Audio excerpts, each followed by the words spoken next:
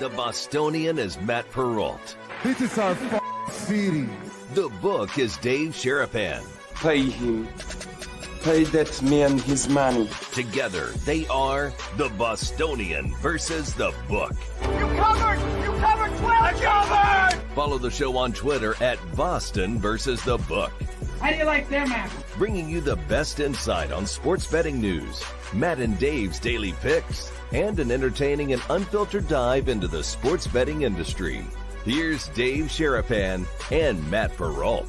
And here we go.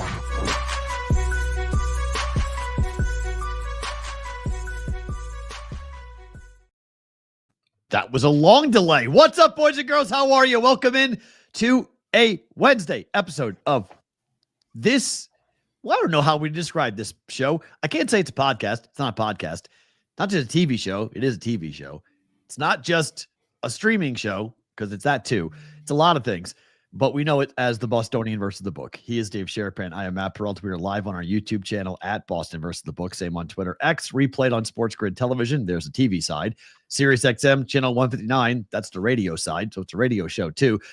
No hitter was going on. I was going to have some fun with that, Dave, but your team got a hit. No score at PNC Park. Jeff Sherman's going to join us. Golf odds from the Westgate on the Masters. Happy Masters Week, Dave. How are you? Yeah, it's officially Masters Week when it's Wednesday before the Masters, which starts tomorrow. A lot of day baseball today. We're going to have a check-in from one of the venues where there's a day baseball game today. Yes. Some of you might be familiar with him. Some of you might know him as a one-snap guy. He'll be here. So, yeah, and Sherman has all the odds, all the, reports about where guys are betting and who they're betting and different things like that, right from the Superbook down here at the Westgate in Vegas. So that's good. It's still pretty cold in a lot of places. It's not cold here.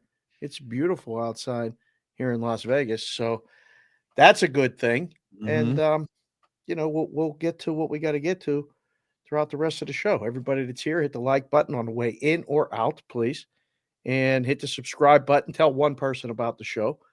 Again, I think you said it best. Still don't know what it is, and we cannot put it on a white sheet. So, met a guy today at the book. Hi. Asked, how's the show going? I said, good. He said, what is it on? I said, everything. I don't know what else to say. Correct. Everything. Yeah, Yes. everything.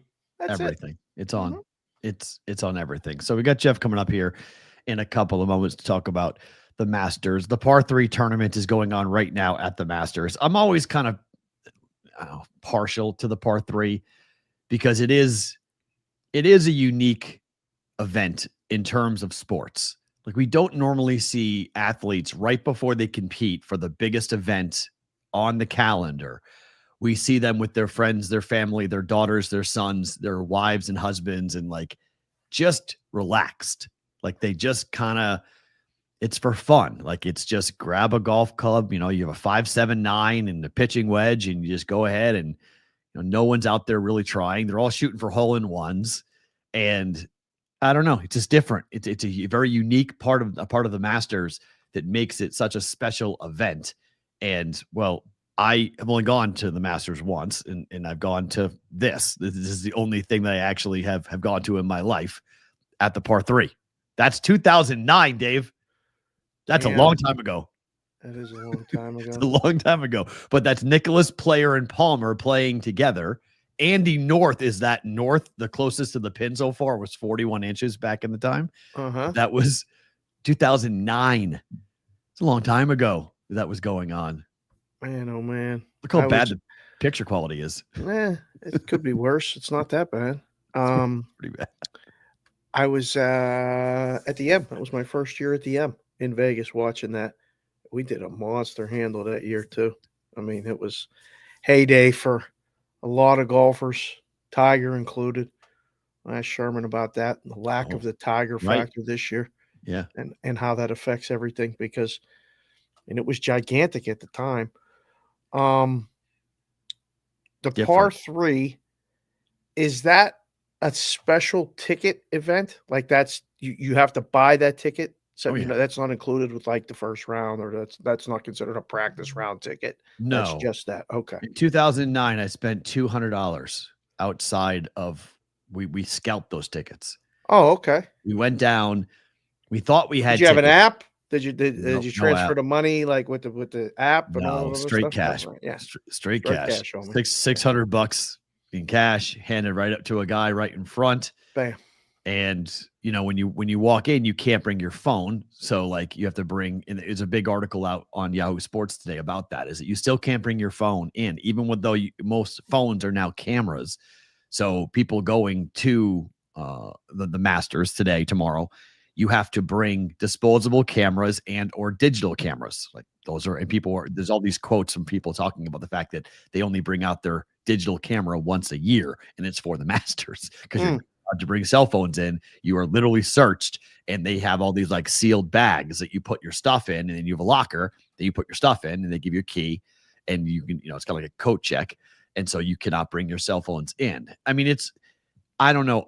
Again, we talked yesterday about being old heads and looking at the old time and the way that data sharing and everything else. The fact that you can go get a lunch for $3, the fact that you can go into a venue where you're not going to have cell phones and people filming everything and taping and recording everything, and it's just there for golf, and you're paying prices that are very reasonable. Yeah. Watching an old time game. It's just something very, very kind of nice, ain't it? Kind of nice. It's extremely nice. I mean, I wish more people in Vegas would pay attention to this trend, that like there's a lot of people out there that want not to go back to the quote unquote the way things used to be, but they just want to be treated the way they used to be treated. Like they just want things to be how they remember it when it comes to going to sporting events or going to a casino, going in there and getting comps without having to beg for it, and like just getting someone to bring you over a drink that isn't $15 or a bottle of water that's $8.50. Those days are done. I mean, if I was running a casino, and the Palms has started to do this a little bit, where they've rolled back their blackjack to 3-2, and they're trying to have different options, $5 tables and whatnot. Like I would lean into that if I was in this town. I would take a look at the landscape and say, you know what? We're going to go back to treating people the way people used to be treated. And we're going to bring back customer service, and we're not going to have to worry about data this and data that. We're not going to do resort fees over the top. Like, all right, you want to charge somebody a $15 fee to use the internet in the pool? Fine. $55 a night, $60 a night on top of the room rate for stuff that most people are never going to use in Vegas. And that's your justification for charging people. It's just burying what the real cost is. This is something that I was yelling about the other day. We could do, old man yelling at the clouds portion of the show. Like the fact that it used to be where Spirit did this, like your bargain basement would say, okay, the ticket's $85, but if you want to pick your seat, it's $65 on top of that. So the real price of the ticket is $150, even though it's listed at $85. Now everyone is doing this. Like JetBlue does this on every single flight.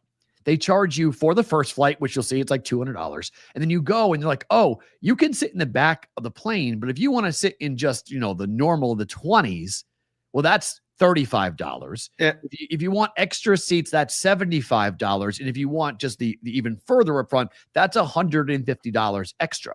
It's like, wait a minute, the flight was $200. Now you want $150 each way, by the way, to not sit in first class. Oh boy, look at that freeze face. Look at that. Angry. Boy, Angry. Mikey's going to get you with that one. Oh boy. All right, you're back. Go ahead. I just don't understand. Like, I don't get this nickel and diming culture that is now prevalent in every single facet of our society.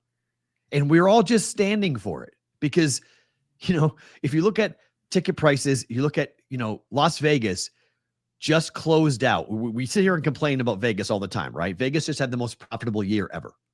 2024, most money reported yesterday, biggest year ever in 2024 for overall revenue, attendance, people coming to town, occupancy, all these are all records being set. So like we can whine and we can complain and we can say how much it sucks. People are paying it. They're all paying it. So like the only way we stop this is by not paying it, and nobody is willing to do that at the moment. And I know I don't want that to happen to Vegas, because that means Vegas has real problems with the economy. So I don't want people to stop coming here, but like we know Canadians aren't coming here. 20% drop in attendance from Canadian flights here to Vegas. That's a major concern here in town. You know, we need more Canadians. It's our number one international travel group is Canadians here in Vegas, and they're not coming to Vegas nearly as much as they should be. So, you know, there could be trouble down the line in 25, but as of right now, people are still paying. Yeah. They pay to park, they pay to drink, they pay to, sit in a book. They'll pay for things that, I don't know, 10 years ago, we weren't charging for none of this stuff. So, did you see what just happened in the Pirates game? No. Oh no. What? So I think he's okay. Your catcher and your third baseman ran into each other trying to make a play at full speed. Oh no. And the Pirates gave up a run. It's now 1-0 Cardinals. But I think everybody's okay, but that was a Keystone Cop moment for your team. That was not a good situation. Oh no. With the catcher and the infielder full speed going into each other, and then a really bad collision. And then it was Rodriguez, the kid that got the hit for you guys, that broke up the no-hitter. Got into a pretty bad collision. So looks like everybody's okay, but looks like the Cardinals have grabbed onto the 1-0 lead. I see it. I have it 0-0. Oh, so maybe it wasn't a run. Yeah, Maybe it was 0-0. ruled interference. Huh? That ended the inning. Yeah. Well, that was bad, or whatever happened, ended the inning. So yikes. That was brutal. So no score still. Bottom 8. Getaway day game that only baseball fans could love. Good seats are available right now at PNC Park. For the Cardinals. One.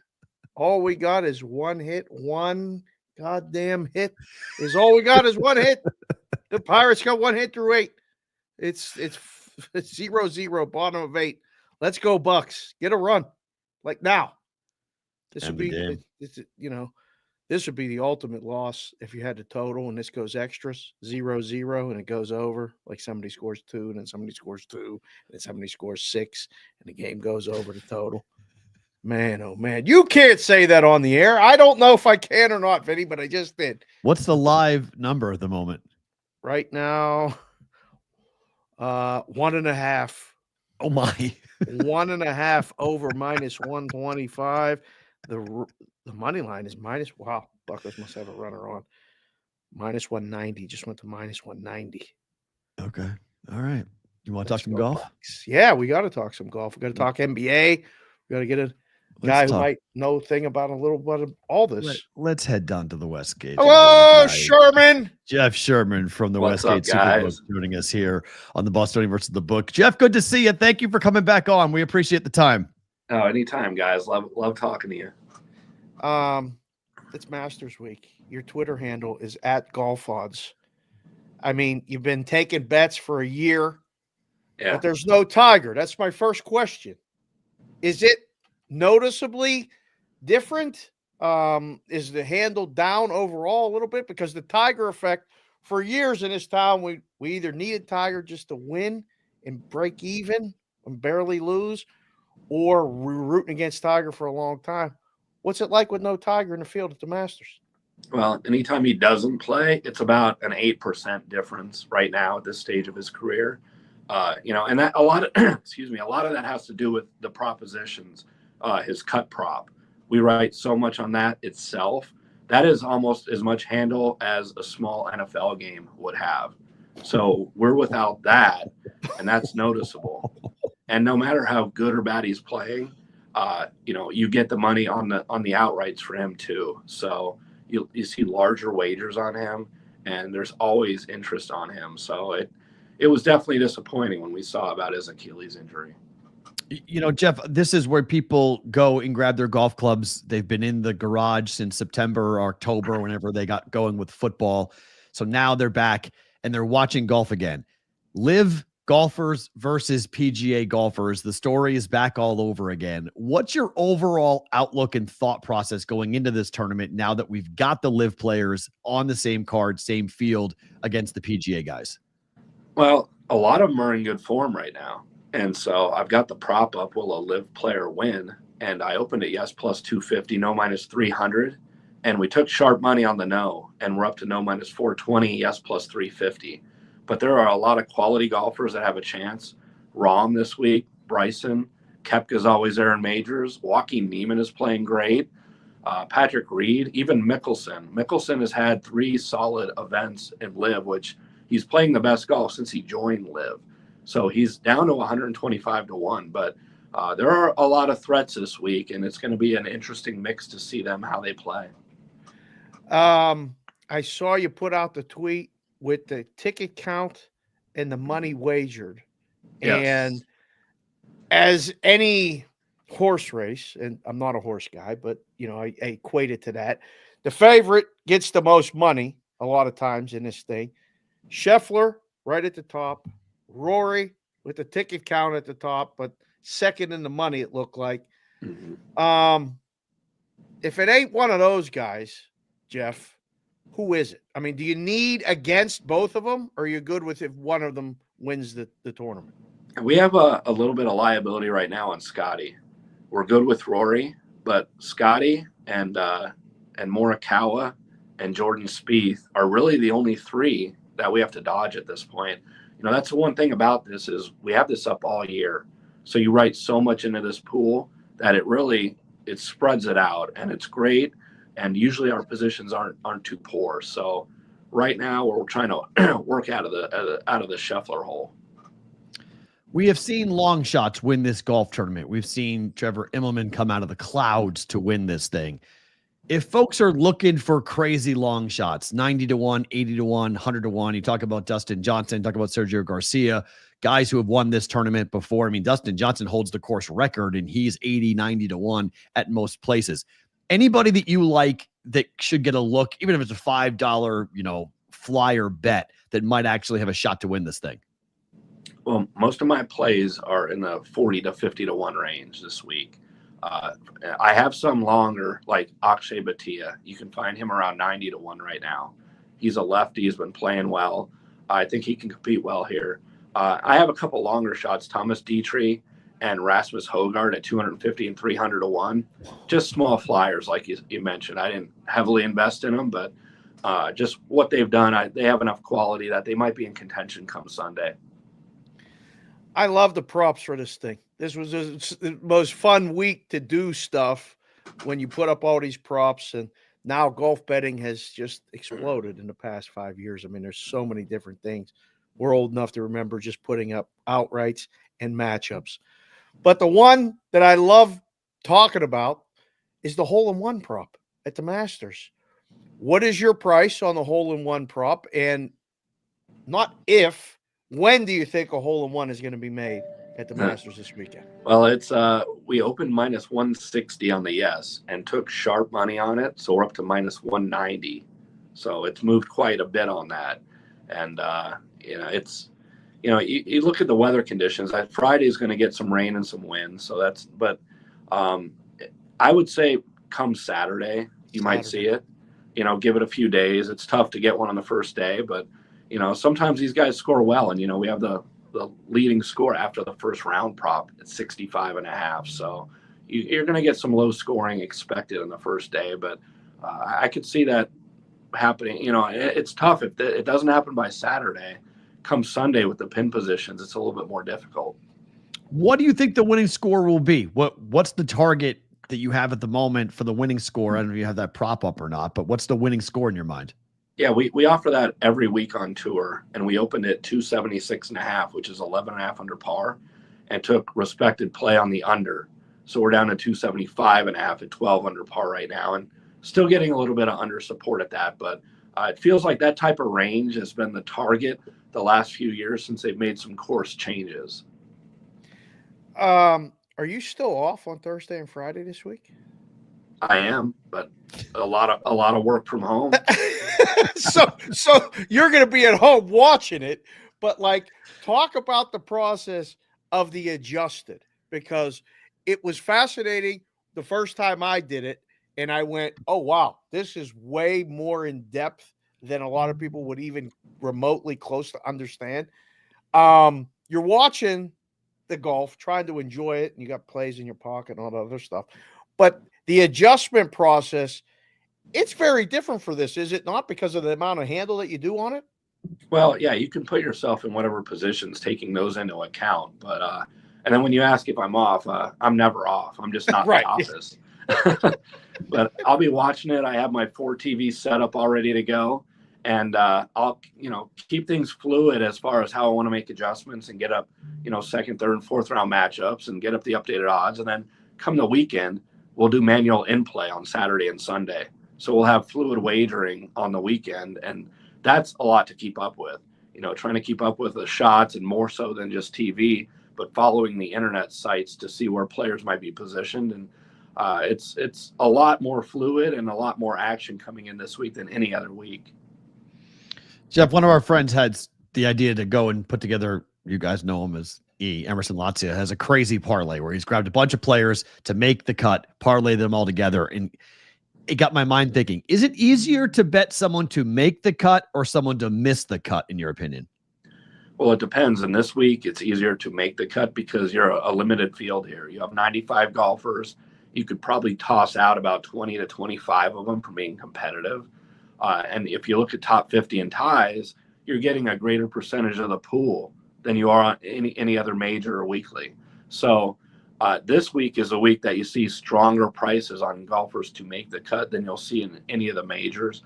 So you would tend to lean the make the cut price parlay if you're doing that. Is that a more popular bet, like in not only, this tournament, but just make the cut now than it has been in the past? Or is it still like the top 20s, the top 10s, the top 5s? Because I feel like in the content space, there's a lot of people talking about this make the cut, miss the cut bet, especially this week. But just in general, do you see more of that than you did, say, 3 to 5 years ago?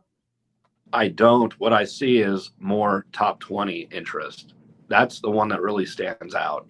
And it gives people that flexibility with a nice return, because the cut price, if you're looking to lay it, you're laying $3 to $5 to $7 on that. And a lot of people don't like to do that. But the top 20s, you can get some quality golfers at plus 150, plus 200 on higher. So we see a lot more interest in that one.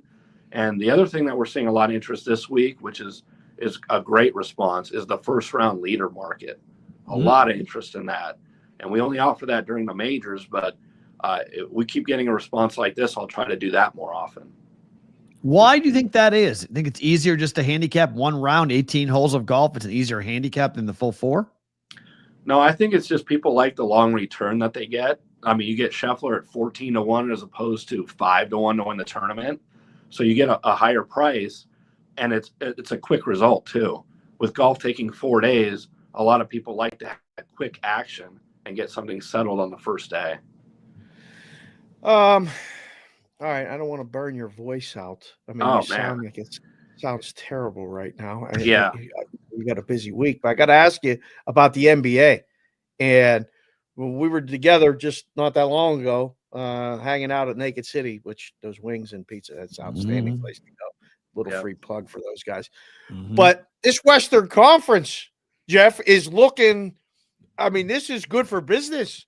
They're all over the place. And OKC, they just keep winning, and they laid one on your Lakers yesterday. But your Lakers got a big game today at Dallas.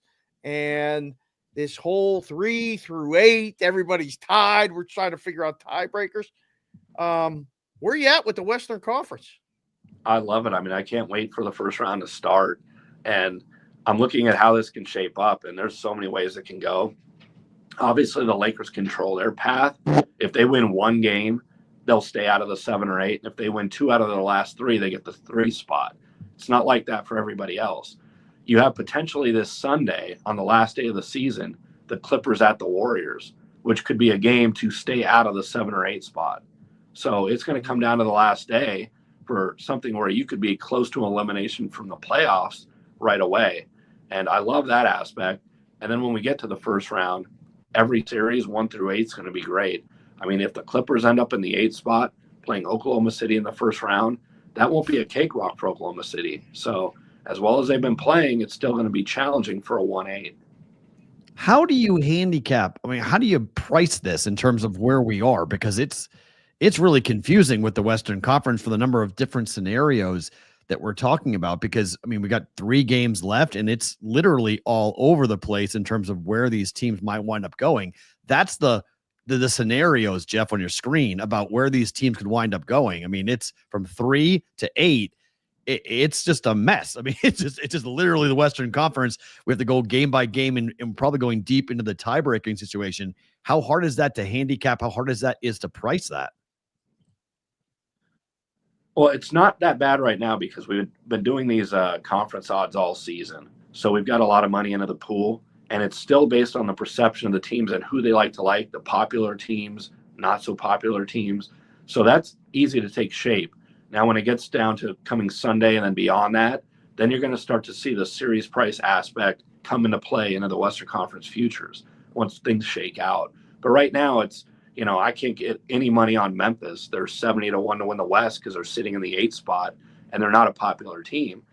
Earlier this year, we took some money on them at 20-1, but nobody wants them now at 70. So a lot of it has to do with the popularity behind these teams. And all we're seeing right now, Lakers and Warriors in the West. Does anybody want the Denver Nuggets? Because I was asked yesterday, not just here on this show, but a couple other shows that I went on. They said, what would you do with the number? I said, I wouldn't do anything with the number other than move it up, because who in the world is coming up and saying, oh, I want the Nuggets now? They fired their coach with 3 games left. It sounds like a mess. That was not a good thing for Denver backers, was it? How did you do anything with your price? Yeah, I mean, I was at 20-1 for a while for their title odds, went 25, and then after what happened yesterday, I went 30-1. Same thing for the Western Conference. They're at 10-1 now, which is the highest they've been all season. And it's like you mentioned, it's not a good thing, not good timing going into the playoffs. It's going to be hard to get people to support them, especially in those markets. I know we are still a couple of hours away from when these rosters will be announced, but what's the thought for tonight with the Mavericks hosting the Lakers and Luka coming back for the first time? He got ejected last night from the Lakers' loss at OKC. Well, I expect all the Lakers to play, and the injury report just came out, and none of them are on it. So they're all expected to play. The line has risen to Lakers -5. Okay. I look at this game interesting from 2 perspectives. The Lakers are going to want to win for Luka going back there after everything he went through. And this seems like it's Dallas' Super Bowl for their team because of having lost Luka. So you're going to get a tremendous energy and effort for both teams on this. But it has gone up to Lakers -5 now with nobody on the Lakers injury report. I got this on for you, a little Superbook Sports, make you feel at home. Nice. There we go. Yeah. What do you got going on for? I was down there over the weekend hanging out with Stuckey, and everybody was there for the tournament. What do you got going on for Masters? I mean, is it on with sound? Are you fighting basketball and hockey or what? Because a lot of people have never experienced like Masters in the book, and it's fun, man. Like I've told people that Saturday, Sunday, in-game betting golf, the volatility on shot to shot and this and that, it's a blast. What do you got going on in the book this weekend? Well, it's definitely going to be on with sound every day, and we get all the different feeds and the streaming feeds. So it'll be on early tomorrow on multiple channels. So you'll see the book littered with different coverages of the golf, all day sound. There's nothing this weekend that would take precedence over it. So it'll be the priority, and it's going to be fun. And the book gets packed for it. This one event. All right, give us a play. Give us a bet, a prop. What's something you like for this weekend that the Brigade can get behind? Well, there's some golfers that you can get similar prices on that I played right now. Justin Thomas, I like. I got him at 30. You can find 25 on him. Russell Henley in the 45-1 range. Robert McIntyre, 55-1 range. And then for matchups, I played Victor Hovland plus 105 against Jordan Spieth, Patrick Reed -0.25 against Wyndham Clark, and Rasmus Højgaard against his twin brother Nikolai Højgaard at even money. How about that? Can Brian Campbell win this thing? So my former intern is his girlfriend / I don't think fiance, whatever it is. So he goes and wins the Mexico Open. She splashed all over NBC and everything else. He's the shortest hitter in this field. Yeah. Can Brian Campbell even make the cut? No. Simply put, it's you saw how he won that, where he got the luckiest break of his life. And now he's going up in this field on this course for the first time, and it's going to be overwhelming for him. And he's just happy to be there. And I think that's how you have to look at it. Homa against Homa, everything I got that from somebody. Against Homa, Matt Fitzpatrick, Cameron Young, those three are a mess. Homa is the worst mess of all. I'm out to 400 to 1 on him, and he's been a golf for the last few years. He was in 40 to 50 to 1 range at Augusta. Yeah. That's the one. I got that one from somebody. So bet against Homa in any matchup you can find. It don't even matter who's playing against him. I was like, wow, he's that bad. Wow. So there's one for you. All right, I'm going to leave you with this. Talked about the NBA Western Conference. Is it a done deal? It's Celtics and Cavs in the East, right? Like, there's not a serious contender, period, end of story. With that being said, can the Cavs actually beat the Celtics, yes or no? I believe they can, because they play the style like the Warriors played. If they hit their threes like they're capable of doing it, and they have home court advantage in that series. They locked up the number 1 seed. So if they're on their game from that perspective, we saw them make a huge comeback and win in Boston earlier this year, down 20, and they pulled that game out. So if they're on from their shots, and that's what they need to do, they're the only one that can beat Boston. We've seen the Knicks, and the Knicks played them close, but Boston would run all over the Knicks. So yeah. Cleveland is the only threat to Boston, and if they're on their game, then they can do it. It's going to be a lot of fun to watch. Boston's won 16 of 18 road games, so it's going to be fun to see how this whole thing plays out with Cleveland getting home court advantage. Jeff, enjoy the tournament. Should be a lot of fun starting tomorrow. Get some lozenges or something. You know what? It's not even that. I've been doing so many media appearances the last couple of days. I can't even talk this much. It's hard work. We appreciate the time. Thank you for fighting through it, Jeff. Thank you. It's Jeff Sherman at Golf Odds from the Westgate joining us here on the Bostonian versus the Book. Great to get him on talking Masters golf with us. Sounded like crap. I mean, he sounded fine. You're being harsh. He sounded I was worried about him. It sounded like crap. It's okay. We've all been burning there. Listen, this is his busiest week. This is his Super Bowl. He ain't this busy in Super Bowl. So it's a big deal. I mean, the Tiger cut prop is a small NFL game. That's amazing. That is amazing. I mean, that's a lot of money. You say that to somebody in the business, you're like, holy, sorry, Will, holy shit. That's a lot of money on Tiger. And believe me, there were many times where it was like, man, if Tiger misses the cut, you knew you were going to lose, but if he misses the cut, we're going to have a major score. Massive. Like it's going to affect the whole second quarter. Right. Massive financials. Yeah. Right. Massive. The ace has been hit. If you bet that, I don't know if the people at books put that up, but Keegan Bradley just aced at the par 3. So he is, he put it in, I think it was 6th or 7th. He on hole 6 or 7, he knocked down the hole in 1. So big celebration with his kids. It was pretty cool to see. So you got that going on at the moment for the par 3. One prop, he has -190. We used to put that up at -130. And people would bet the no. There's always can't bet the no. You can't bet the no. No. They want unless the weather's going to be super bad. Yeah, I mean, if you go round by round, then I think that's one thing. Like round by round is a different conversation than if you're talking about going all 4 rounds, because they set it up on Sunday and Saturday for the hole in 1 to happen. Like on hole 16, like that they set it up for the hole that in feeds 1. Down. Yeah, they want that to come. They want that to be a hole in 1 hole. So I think if you do like first round, second round, that might be a little more difficult, but all 4 rounds to have a hole in 1, it's a good bet to bet the yes. Yeah. I think that's possible. By the way, no score as we go to the top of the 9th inning in Pittsburgh. Cardinals 0, Pirates 0. Speaking of baseball, do you want to go to baseball? We have to get this guy in. Keep talking. He sent out a request to us. Oh my, that's loud. At the game. This is the BB. I can't hear you guys. You can't hear us at all? How about now? Anything? Hit your thing. Nothing. Can you hear me?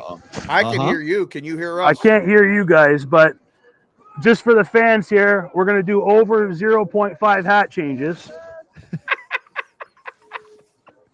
This is Bonvi at We got the BVB Yankee here, Stadium. boys. I still There can't hear it you, is. but I just wanted to pop in, say hello to everybody. We're having your a good camera. time here. Still Turn your 0-0, top of the Turn your seventh. phone. Turn your phone. So we can Everybody's see the doing field. good. Turn your phone. There Look, it right is. there. There he is. In Comerica Park. One snap. Bonvi. You guys know him. Got Ben Rice up at the plate right now, so Flaherty looked good, man. But this left. Oh, one sec. Home run, baby! 1-0 Yankees. Oh, sorry, double. 2-0 Yankees. Or 1-0. My bad. 1-0. Runner on third. 2-0, 1-0, 2-0. That is great. What a call. Perfect. That was a Tiger home run or a Yankee home run? Yankee home run? Let's go, guys. I'll let you guys get back on with the show, but thanks for having me on. I love you all. Let's go, Brigade. Go, Yankees. And let's go, Oilers. Oilers, I'll get behind. We can't get behind the other stuff. Good stuff, man. Sorry you can't Yankees, hear us. Yeah, he's in Comerica Park. Yeah. But that was a Yankee home run or a Tiger Yankee home run? 2-run home run. Oh, 2-0 Yankees. Okay, we don't like that. He's got great seats, though. My gosh. So he's not that far of a drive down, right? No. From just to hop down. That's not a big deal. Look at that. We come on 2-0 Yankees. That's just bad news. We don't like that at all. Sorry, Fish. I see Fish in the chat. The other don't like that. 3 guys not happy. JPC the 4th. LFG. Sorry. Oh, we're an extra, brother. We're an extra. Sorry, that was 9th. We're in the 10th. No, I know. Stupid Ghost Runner. Here we go. My first view of the Ghost Runner. You get to complain and whine about the Ghost Runner again. I was watching it last night. Houston and Seattle was in it. They went to the 12th inning. It was just, it's crazy. Dumb. When the games go into that, I mean, every inning that someone doesn't score, it amazes me. I mean, it doesn't seem like it should be that hard to score when you start with a runner at second. Nope. I'm amazed at now how many times they get out of that. Well, it drives me crazy because it seems like the most basic and fundamental baseball play to bunt the guy over and then hit a sac fly. Like, it's just too damn easy. Like, I watch it and I get really mad. Yeah. Because I get the idea that like the old school analytics is out the window because the new school analytics say, well, it's better to keep that run because it's more important. You could score multiple runs and score 2 or 3 runs, then you win the game. If you score more than 1 run in either the top or the bottom, chances are you're going to win the game outright. So don't give that out up. But the old school guy in me says, just bunt the guy to third, hit the sac fly, get the 1 run, and then play it out. I don't understand it. In particular, in the bottom, if the top doesn't score and you're on the bottom and you're at home, just score a damn run. Just bunt over, sac fly, like basic baseball. And these guys can't do it. They don't know how to bunt. They simply do not learn how to do it. By the way, one snap Bonvi is 7 minutes door to door from his apartment to Comerica Park. So that's awesome. Literally right over. Boom, done. That's great. I'd be there a lot. But just to put a bow on it, it drives me crazy because I get it. Bunting 100-mile-per-hour fastball is difficult, and all these relievers come out and throw 100. But this is nothing new. I mean, guys have been throwing mid-90s, 95, 96, 97 out of the bullpen. I mean, closers come in extra innings a lot.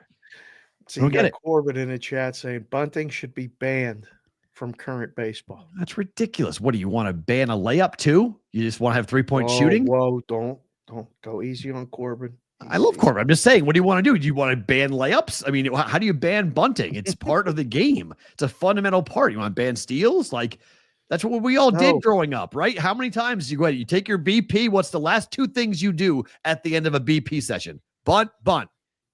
Kids just don't do it anymore. We started with that. Oh, you started with it? Well, we started with it. We did bunt. Yeah. To get the hand-eye first. Right? Yeah. Bunt the third. You know, until you got 2 bunts down, you didn't get a swing.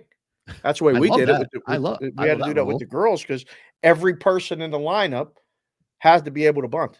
I never wanted to hear, Coach, I can't do it. I don't bunt. I can't bunt. Whoa.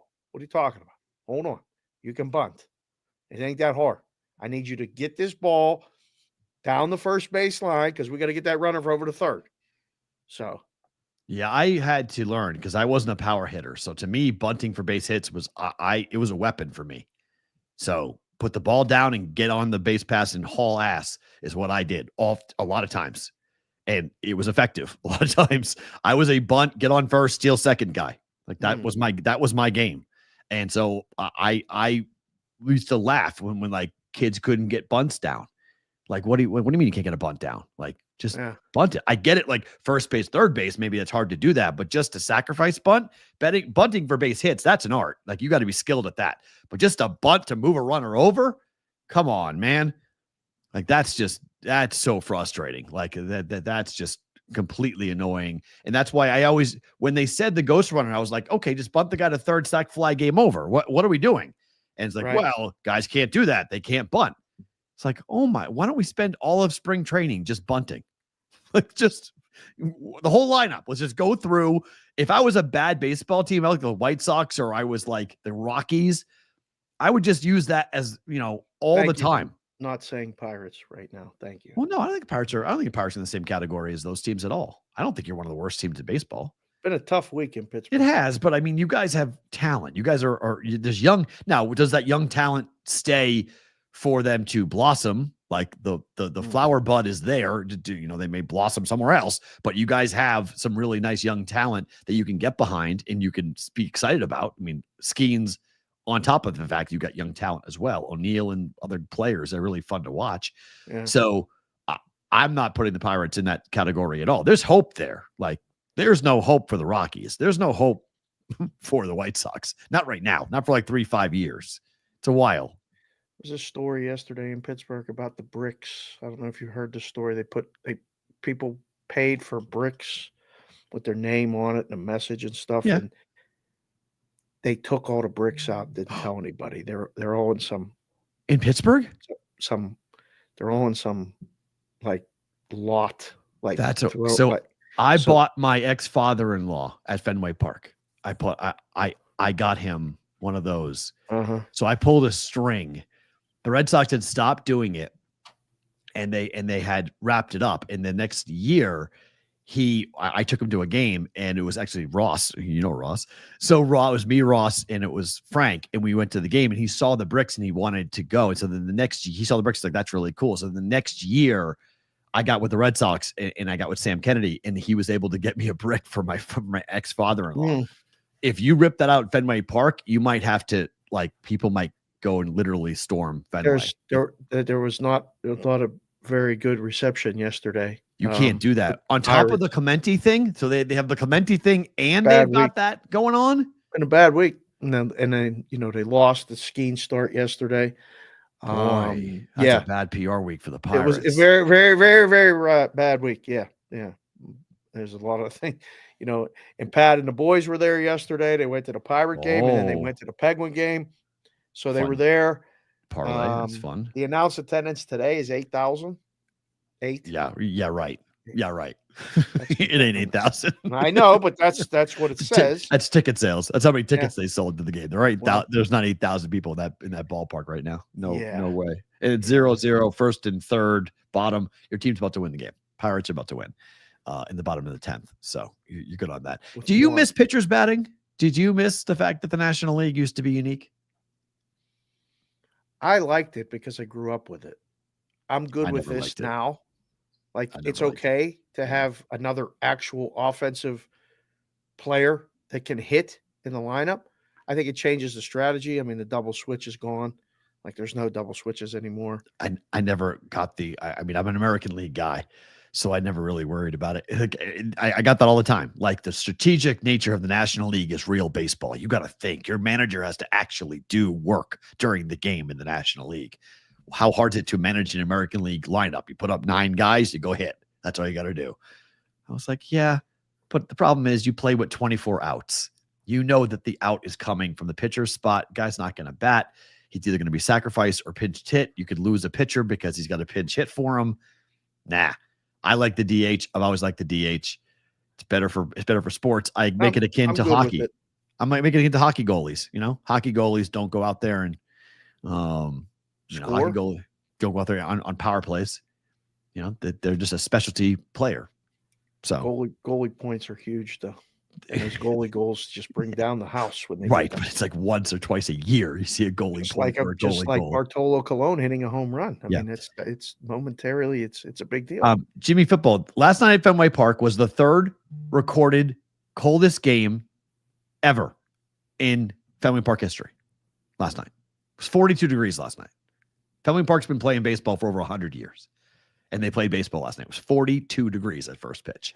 So, yeah, I wouldn't go either. At some point, they could literally start the season next week and just play Sunday doubleheaders again. And well, why can't we just start all south of the Mason-Dixon line? Like everyone. Well, no, I mean, they did. They're 2 weeks in.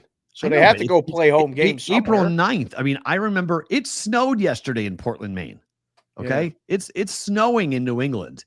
Yeah. And we've got baseball being played tonight, Red Sox and the Blue Jays. They've played the last 2 games in frigid temperatures. It looks nice at PNC, but it's cold at PNC. Yeah. We know Detroit's cold. We know that's been a brutal temperature in Detroit for this. Yeah. And the wind was blowing. Yeah. And the wind's blowing. So it's 42 air. It felt like 19 degrees last night at Fenway Park. It snowed on the North Shore. Are you serious? The Merrimack Valley got snow. It's horrible. Guys in the chat, keep me updated if the Pirates score, please. Just let me know. Because I got a guy on now. Oh, boy. You got one out. Yeah. First and third. Pinch hitter coming in. Let's get one in. Come on. Kinner Falafel. Is that how you say his name? Yeah. I'm kidding. How do you say his name? Yeah. Is that how you say his name? And he popped up. Infield fly. Wow. All right. Love the infield fly rule. Now you got 2 outs. Used to love screaming that when the batter did that on the field. Infield fly! Nobody knew what to do. The umps were just like pointing up. Don't do anything. Kids would be like, do I catch it? Do I not just catch the ball?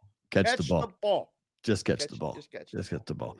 All right. What happened last night? Some historic things happened last night. We talked about Dallas before, but how about the Stars? The Dallas Stars became the first team in hockey history to blow a 3-goal lead in the final minute of regulation of an NHL game last night. Vancouver went on to win the game in overtime. They were down 5-2 with 1:01 to play in the game. And they gave up 3 goals in 50 seconds to Vancouver and then gave up the game winner in overtime, losing it 6-5. So this was one of Wetzel's plays. It was Dallas in regulation. Oh, no. It's 5-2 with a minute to go. Yeah, you're good. We signed off. Yeah. I didn't know. Then I checked the socials. Yep. And I was like, wait a second. This can't be right. They can't be in overtime. This isn't right. How'd you give up 3 goals in a minute? And then I checked it and I saw the goal. Now that Vancouver's not doing anything. So it's amazing that they lost that game. They have everything to play for to stay out of this war that they're going to be in. You didn't score. No, it's fly out to left to the 11th inning we go. Wow. Dallas is the odds-on favorite to win the Cup. Does last night give you any concern about that? Yes. That's a collapse of historic. I mean, Peter DeBoer's face was like unbelievable. I mean, he was like stunned. He didn't know what to do. Like it happened so fast, he couldn't even yell at the guys. DeBoer was like, goal. Bang, bang, bang.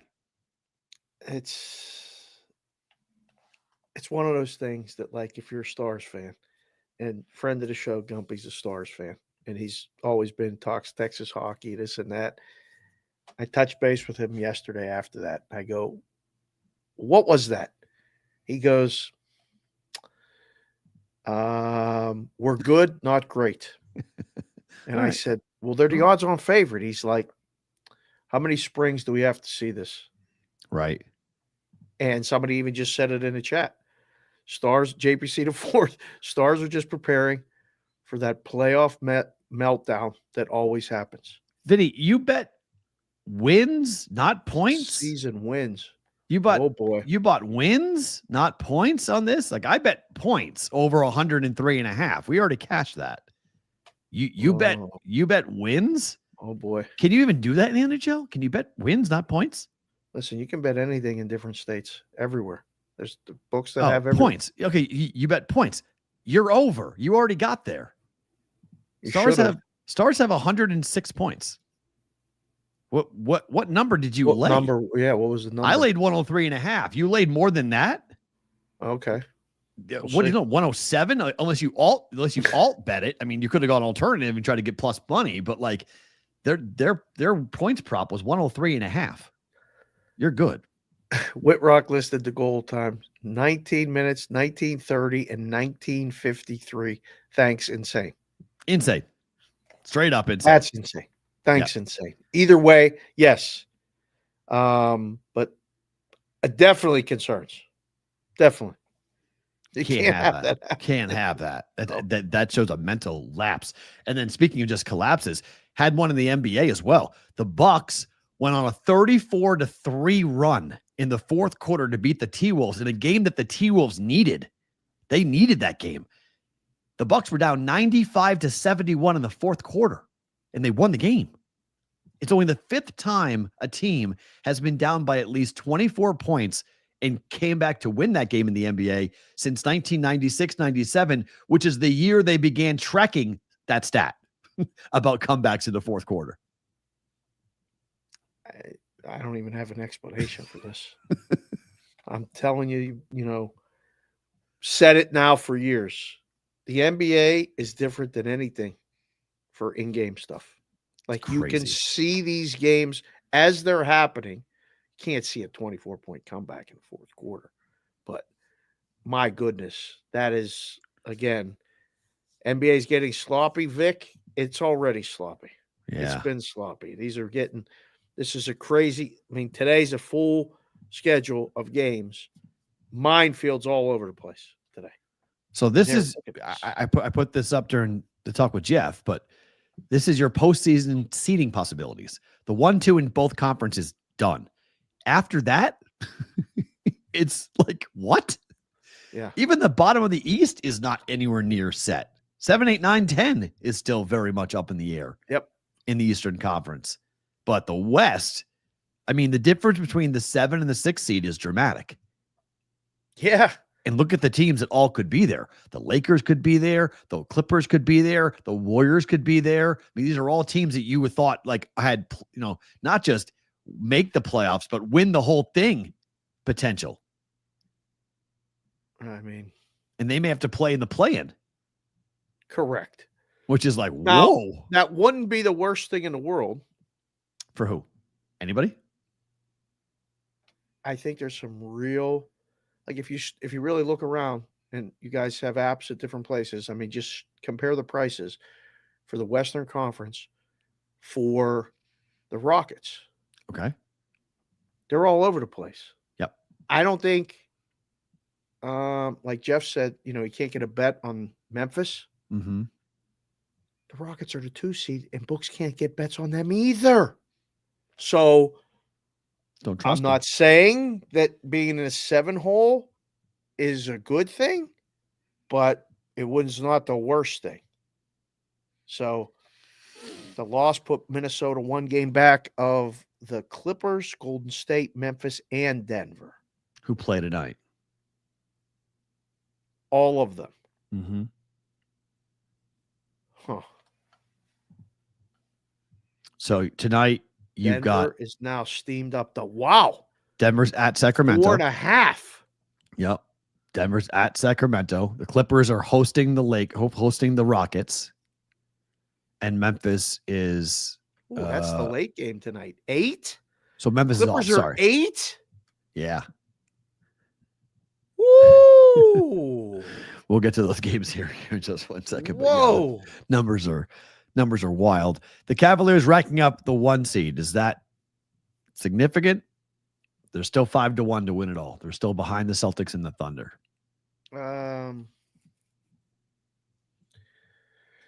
It just assures that they're going to be at home. I don't think it changes anything. No, I wouldn't change anything. Would you? No, not with the way Boston played last night. I mean, look what the Celtics did to the Knicks last night. I mean, they've won 16 of 18 road games. Boston does not care about going on the road. So, no, I still would have Boston ahead of the Cavs. So their spot is locked now, and they got the Cavaliers record or whatever. No, the Celtics are 8-point dogs tonight to the Yes. Orlando. Have you seen who's playing? I haven't looked at a damn thing. No one. Oh, then Literally nobody one. went to Orlando. They just went home. I don't know if they went, but they're not playing. They're not playing. Right. Literally everyone is out for Boston tonight. It's unbelievable. Looks oddly strange to say, give me Orlando minus 7.5 or 8 against Boston. The starting 5 for the Celtics are all on the bench. Oh, okay. Horford, Porzingis, Holiday, White, Tatum, all on the bench, and Brown is probably not going to play. I mean, there's no need to play Jaylen Brown with the knee. Like, he's ailing. He only played 21 minutes last night. So sit him down. So 6 players, the top 6 players for Boston aren't going to play tonight. This is going to be the Baylor Shireman show tonight and the Peyton Pritchard show tonight. So ask the chat right now. Guys, type it in the chat if you're watching the show. Guys and girls. Sorry. No disrespect meant there. Are you laying 7.5 with Orlando? Or are you taking 7.5 with the Celtics? You should lay it. Oh, man. Unless Baylor does what Baylor did a couple of weeks ago, where the Boston Celtics did the same thing, and Baylor went for like 35. He hit like 7 threes. Like, unless he goes crazy again, they're all at Disney today. Yeah, probably. It's probably fair about what's going to happen. Yeah. I don't know. I mean, if I had to bet that game, I would take the points. I'm going to read a book instead of betting that game. Nikki Caramello, good. You should read a book. You should always read a book. What book are you reading, Nikki? That's good. Yeah, it's a hard pass. Yes, I would agree, because Orlando needs it. Boston does not, and Boston is clearly telling you what they think of that was it. That game last night, that was the end of the regular season for the Boston Celtics. Right. They went after it. They played everybody. Tatum hit a killer 3, step back, game-tying 3 with 2 seconds left to go to overtime, and then they ripped the hearts out for the Knicks in overtime, and Boston did what Boston does to New York, which is beat the Knicks. So bing bong busted. And so now we go into the playoffs. That was the end of the season for Boston, and it was a message to everybody of like, hey, by the way, whenever we want it, we go get it. Like, we'll just take it away from you. They were down by 10, and they were like, yeah, okay, now we'll try. We'll go ahead and beat them. So Not good for Knicks backers. Bing bong, like busted. Bye-bye. Yeah. The A's and the Padres total is now 10, Dave. The bookmakers are figuring it out. Every game in Sacramento has gone over. That should be Sacramento, not Sacramento. I don't know where that place is. Has gone over. Yep. Went over in the first inning yesterday. Yeah, first inning. Something. In the first inning. Best. That's over one of the best bets ever. For me. Yes. Yeah. That was one of the easiest cashes for an over bet that I've had. And now the books are like, all right, I got 9.5 last night. We're up to 10. We going over again? I got this yesterday from MLB. Okay. That was the first A's win at home. Okay. At Sutter Health Park.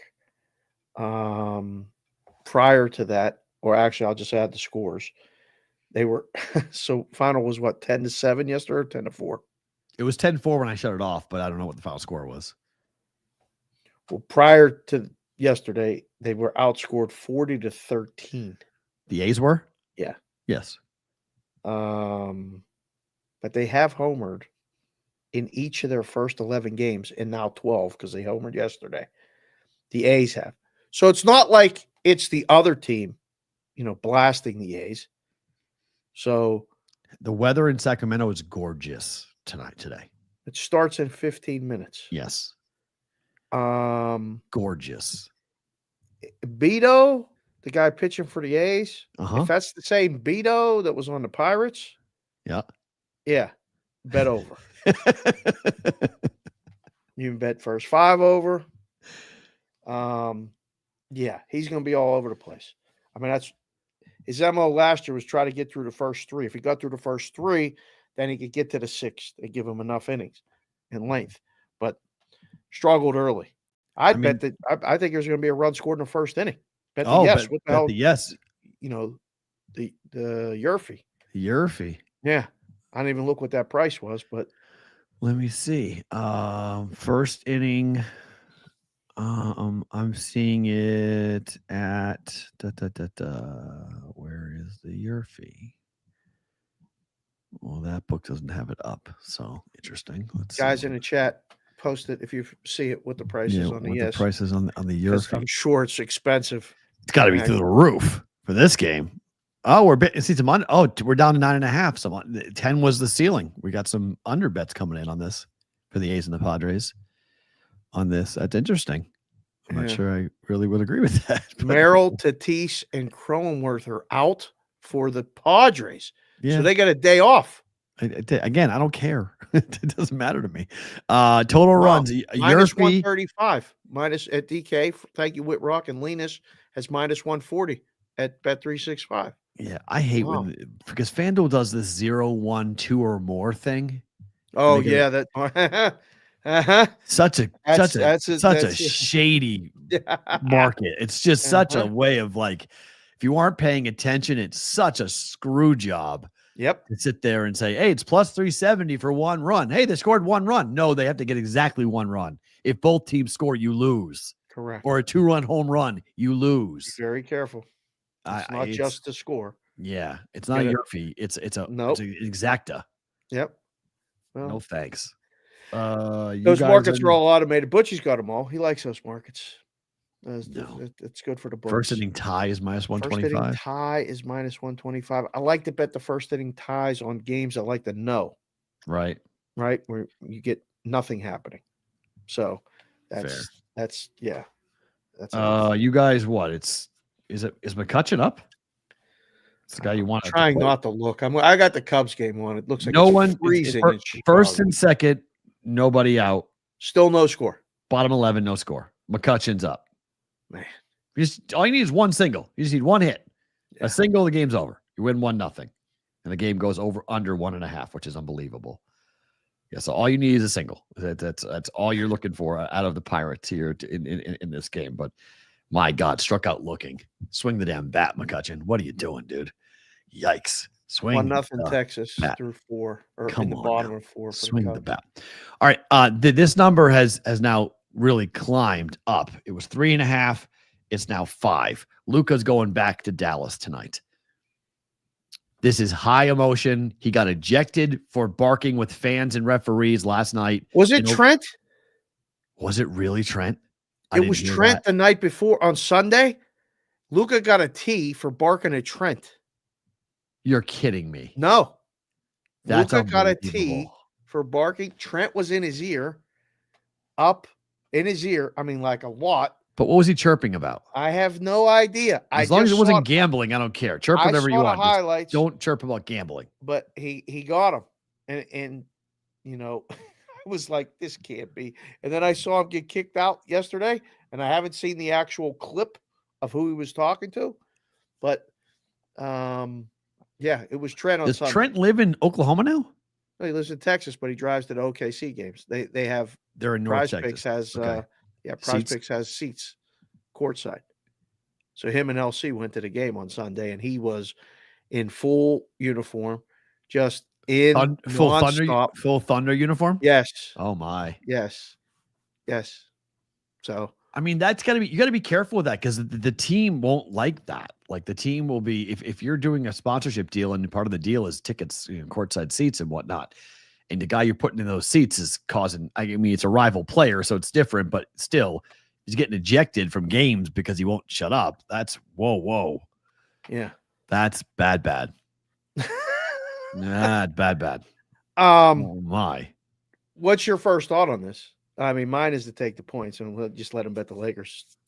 I personally think you're going to see, I agree with Jeff. This is going to be a game over. No, inning over. Oh, God. Inning. No, 2 on, no outs, and they didn't score. Will you please bunt someone over to third base and sack fly? Will somebody please do that and end this game? We're in the 12th inning in Pittsburgh between the Pirates and the Cardinals. No score. Oh, my. It's supposed to be a getaway day. They're going to miss our flights. Right. To me, I would take the 5. I would take the points because I think you're going to see a Herculean effort out of the Dallas Mavericks. Like this is, as Jeff Sherman said, this is their Super Bowl. Like, this is the biggest game of the year. I mean, Can Nico even be in the building? Like, if you were Nico Harrison, would you even allow yourself to be seen? Because Mark Cuban is doing everything in his power to essentially character assassinate Nico now.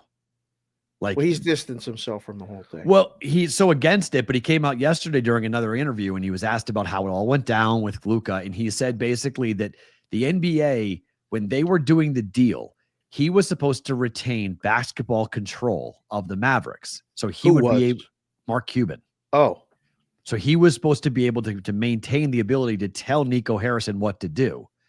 And the NBA said, no, you can't do that for a minority owner. He cannot control basketball and be a minority owner. Cannot happen. So the majority went to the Adelsons, who then were able to okay the trade for Luka to be sent to LA by Nico Harrison. Oh. So he's saying, look, the NBA, we tried to structure it so I could have final say on basketball, but you had the Adelsons who don't look at it from a basketball perspective. They're looking at it from a money perspective, and they didn't want to pay Luka. So they said, oh, we're not paying that bill. Send him out. Go ahead. Wow. So that's how the whole thing. So Mark's like, don't blame me. Don't come after me and make me out to the bad guy. I tried to do this. The league is the one that said. So it's all kicking the can down the road as to who was responsible for actually trading away Luka Doncic. It's all water under the bridge now. I mean, Oh, Dallas no, it's needs not. the game. No, Dallas needs the game. That's not water under the bridge. This is his first time coming back. This is going to be epic tonight. Like, you're going to need security tonight. That building is going to be unbelievably emotional. You think so? Yeah. Oh, yes. Oh, yes. I think they're going to give Luka a standing ovation. I would agree. I would agree with that. Sure. Yeah. I agree. But emotions are going to be high. They're still furious at Nico Harrison. They're not mad at Luka. Luka didn't ask for it. It's different when a guy leaves and goes on free agency, leaves, and then comes back. That's different. He was sent out. He didn't ask to be traded. He didn't demand to be traded. Right. The team sent him to the Lakers. Not under Luka's, they didn't do it. So. Yeah. I don't know. You guys seen Luka get thrown out because the refs thought Luka was talking smack to him? Yes, that was yesterday. That was LeBron's point after the game. That Luka was talking to a fan and the referee was overly sensitive and they tossed him for what he said to a fan. If Trent would return a text, I would find out if it was him or not.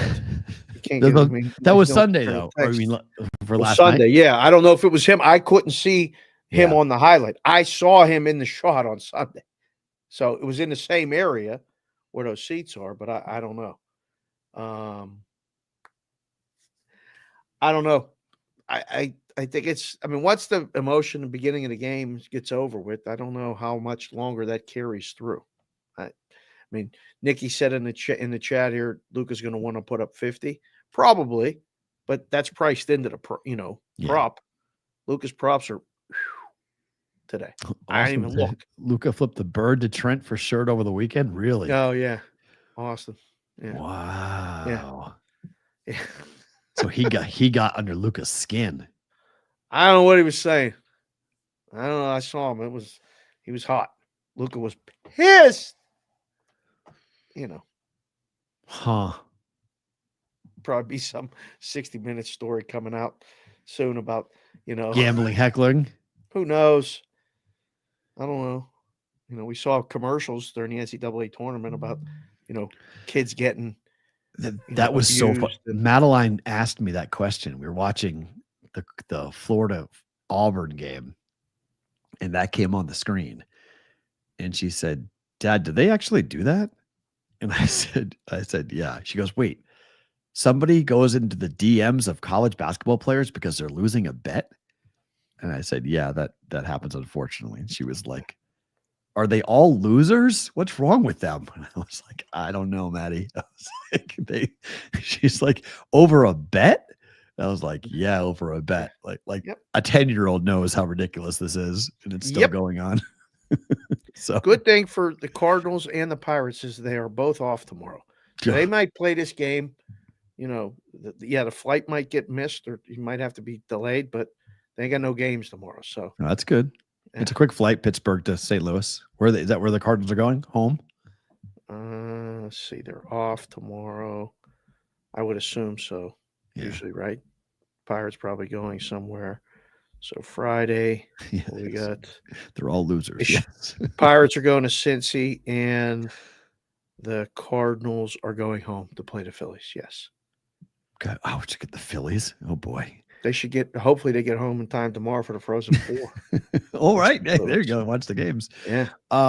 Okay. So, this number's gone up, but it's the first game for Denver since they fired Malone. They're on the road at Sacramento. Both teams need it. Talk I guess about Kings reading. don't. Well, Kings don't, but the Nuggets need it though. Talk about reading a book. Like this is not bettable pre-game. Really? I don't think so. I would agree because you don't know. The Nuggets issued the strangest thank you tweet today to The Michael whole Malone. thing is so weird.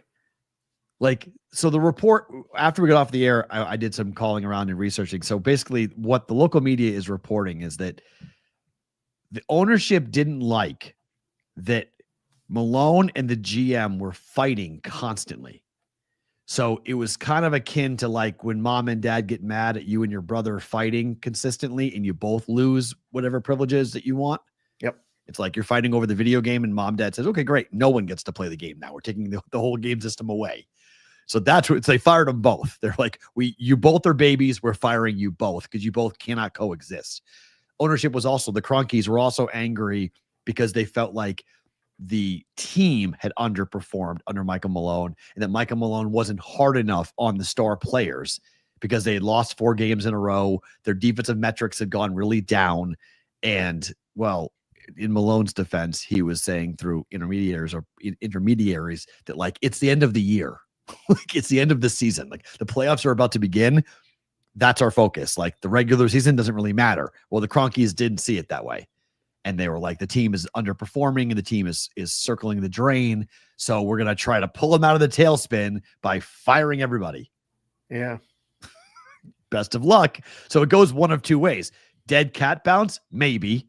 Maybe the guys rally and play great. Or they issue a big middle finger and say, I don't want to be here. So. First thought would be to lay it, with Denver. Yeah.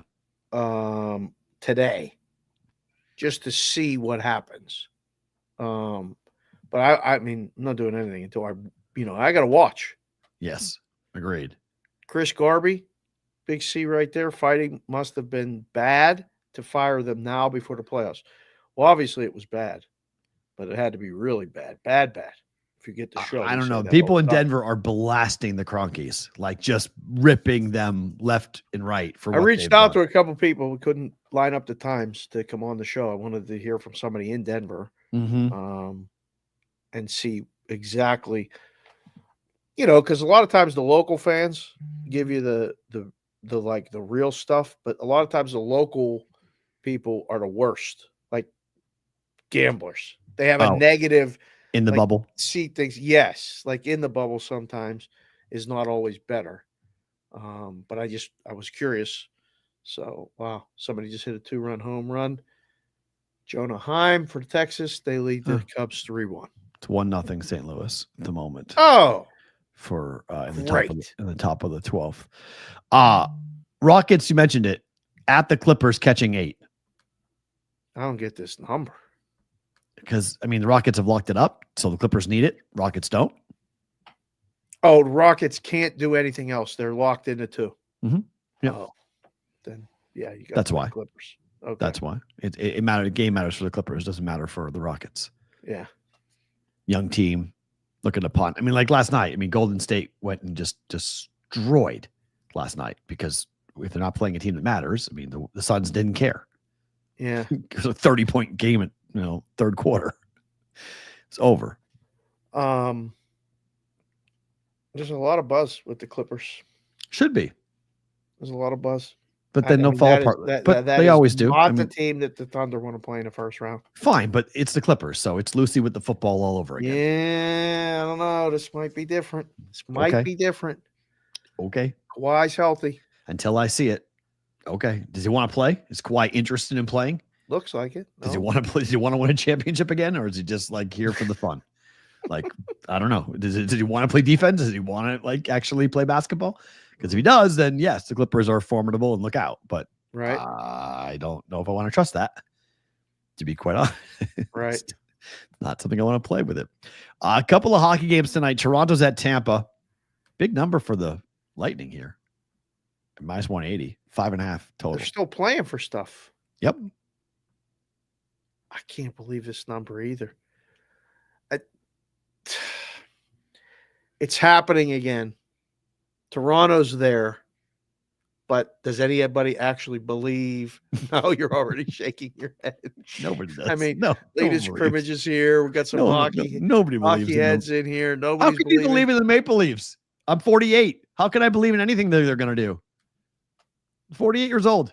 I've seen too much. I've seen too many times. 180 just because it's at Tampa. That seems heavy. It's a regular season, so I'd back the dog. Yeah. At 5.5. Total 6. Painted 6. Oh, it's up to 6 now. Yes. Okay. Yeah, it's probably going over. Okay. Oilers at home against the Blues. The Blues are hottest team in hockey. Finally lost, though. Yep. Still hottest team in hockey. Bonvy was just on. You know he's an Oilers guy. Glad he's not on right now because this is Blues. They're hot. This is Blues plus money. I think. Game going over. Yeah. I mean, I think if the Oilers win, 5.5. It goes over. I think it goes over anyway. First thought. The rest of the hockey board, though. Awful. Philly and the Rangers. Only 5 games. Yeah, but Philly and the Rangers, San Jose, Minnesota.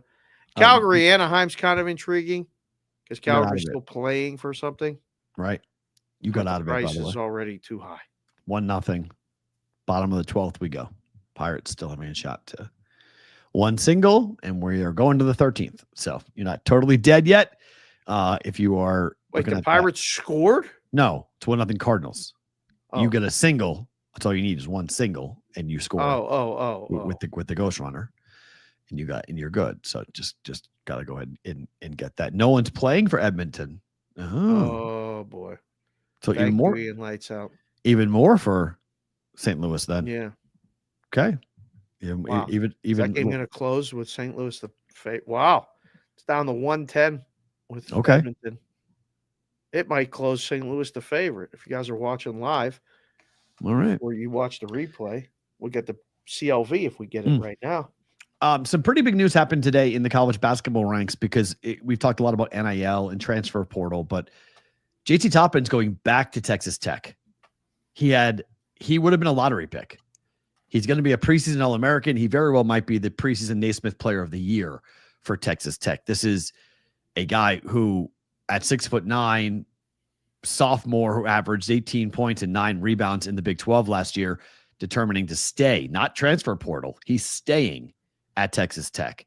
So you know that a Brinks truck is rolling up to his front door to keep him there. But I bring this up because I think it's an interesting look at college basketball, because numerous players declared. The Pettiford kid from Auburn yesterday, a lot of freshmen declared for the NBA draft, which is still big money, and still being a lottery pick means life-changing money. But you can get paid in college basketball and not have to leave. I think the one thing we have been negative towards, or we've overlooked a little bit, is there are some positives to what NIL has done for college basketball and college football for that matter as well, but more in college basketball, because Toppin's a kid that would have left. He would have capitalized on all the heat. He would have gone out. He probably would have been picked in the late part. Hold on. Very dramatic pause for those of you listening on the audio portion of the podcast. Viewing on video, Matt froze. Oh, sorry. Now he's back. Okay, now you're good. So I think it would have been, I think for a lot of it's we look at NIL and we talk about the negativity of it, but that's a kid that would have been picked in like the 20s, late part of the first round, signed a 3-year contract, and then would have been playing overseas. Like, he's not an NBA player yet. He needs time. Same thing can be said with like a Ryan Carpenter. What school was Texas Tech? School is he in? He's going to be a junior. Be a junior next year. That's great. Yeah. So that part of keeping kids in school, because they don't have to say, well, if I don't go now, I'm never going to be this hot. Texas Tech just went through a long run. Whatever, we might stink next year. And if we stink next year, now my draft stock's going to be impacted. And I'm going to leave all this money on the table with the NBA. So I have to go out and I have to leave school to go chase NBA dollars when I'm not ready to go play in the league. So that, I think, is getting overlooked a little bit in college basketball, is that we're keeping kids in school. They might be playing 4 teams in 4 years. I know that sucks and people are mad about that. But the overall quality, we talked about it on Monday, that game or Tuesday, the game on Monday night, a freshman didn't play. There wasn't a single freshman in that game. Right. That can't be negative for the game. Like having more experienced players in college basketball and keeping them there, I think is getting overlooked a little bit. I think so. The beauty of college basketball back in the day was that you knew the players and the teams. They stayed at the same school like for 3 years. I mean, it didn't have to be 4. And kids left after junior year. That's fine. But like it kept the continuity and they built brands sometimes individually, but most of the time collectively, like as a team, and the seniors went on their way and, freshmen and sophomores replaced them. But like you saw the progression. Mm-hmm. I think it's great. Yeah. I would rather they stay at the same school. Right. Just because that will make it even better feel for like, old guys like us, like it used to be. And not that way was better than what it is now, but it just, you felt like you were connected more. Pirates scored. 1-1. Hello. Oh, right. There we go. So Pirates scored. Nice work. You were down to your last out and scored. So, and now you have a chance to win the game. You might win the game. Could be a 2-1 win for the Pirates. No, sorry, continue. But I think you're making a good point. I think you're right about that. I think people would rather have it be where they stay, but this is not a horrible alternative to keep kids who are older in school. Right. I mean, I like it. I think the quality of play goes up again. I hope so. When the kids stay in school. Well, look at Houston, right? The program. They were. Look at the way they played. I Yeah. mean, they had a bunch of men. They went all to the title game, and Florida matched them because they had a bunch of seniors. This is, I think we're going to see older players in college basketball, and that will only make the game better. I know people are mad about the freedom of movement, and I think there will be something done with freedom of movement. But next year, these college kids are going to be literally in business with the NCAA, like in their colleges. They're going to be part of profit sharing. We've never had that before. So that's going to change things again, where the kids actually have a financial interest in the school doing well and the program winning and going deep in the tournament because they're going to be given checks based upon the money coming in from college basketball. So that's different. Like that's, so there's the money coming in is the wild, wild west, and how it all, plays out. I don't know, but I do like the fact that Ryan Kalkbrenner stayed for 5 years. He became the Naismith Defensive Player of the Year as a 5th-year senior at the same school. Now that's the rarity. 5 years at one school, that probably never happens again. That's probably dead. But 5 years in college, that's going to happen. It's going to be a long shot to stay at the same school because a lot of times the coach is going to find somebody else right to replace you. Like, look, man, you can come back for this 4th year or 5th year, but you ain't going to play. Right. Just letting you know, you ain't going to get paid. I'm paying this kid and I'm paying this kid. Right. And that's what we're doing. That's what we're taking. No, it's true. So it works both ways. It's freedom of movement for the kids, yes, but it's also freedom of flexibility to say bye-bye to other kids. In the book, as we go into this, constant movement, does it make college basketball a year-round job for somebody in the book to try to track where these kids have gone? It always was, but now the volatility of it is you got to move a number beyond aggressive. Because Arizona right now, everybody's looking to bet Arizona because they've got 2 of the top 5 recruits coming on campus next year. So this used to happen very quickly in the spring, right after college basketball. Somebody would talk about transferring or somebody would talk about going to this school, and all of a sudden you're sitting at work trying to enjoy the Pirate and Cardinals game, and then blip, somebody bets Memphis to win the championship at 100-1. You're like, okay, just knock it down a little bit. And then 15 minutes later, blip, somebody bets Memphis to win a championship again, and you moved it from 100 to 80 or something. And now you're like, all right, what the hell's going on? You move it to 60, and then they bet it again. And you're like, oh, okay. So now I think you'll see bigger moves on teams that the news is publicly available, because that wasn't always publicly available. And I mean, to be honest, I'm more worried, like for me in the book right now, I'm worried about the daily baseball. I'm worried about the hockey prices and the basketball prices, NBA. And, oh, yeah, there's 2 guys watching the Masters, and that stuff. Nobody's watching the college basketball right now. So you could get tickets right now that you won't be able to get come October. But does that make it more of a vulnerability for the book? Well, I mean, it makes it more risky. Yes. Yeah. You end up on with teams like in prices and stuff like the last year with COVID. I mean, there were tickets on Dayton at 300 to 1, 250 to 1, 200 to 1, 150 to 1. What were they? A 2 seed? Yeah. Or something that year? I mean, they yeah. were unbelievable. That was their best team ever. Yep. Right. And they got all those guys to go there. Toppin and company, his brother, right, JT Toppin's brother. Yeah. So I think, that was one that I remember going, boy, we can't get out of this. Like, it just, the numbers were too high. So yes, I think you're going to have going towards the tournament more teams like that. But you saw just what happened.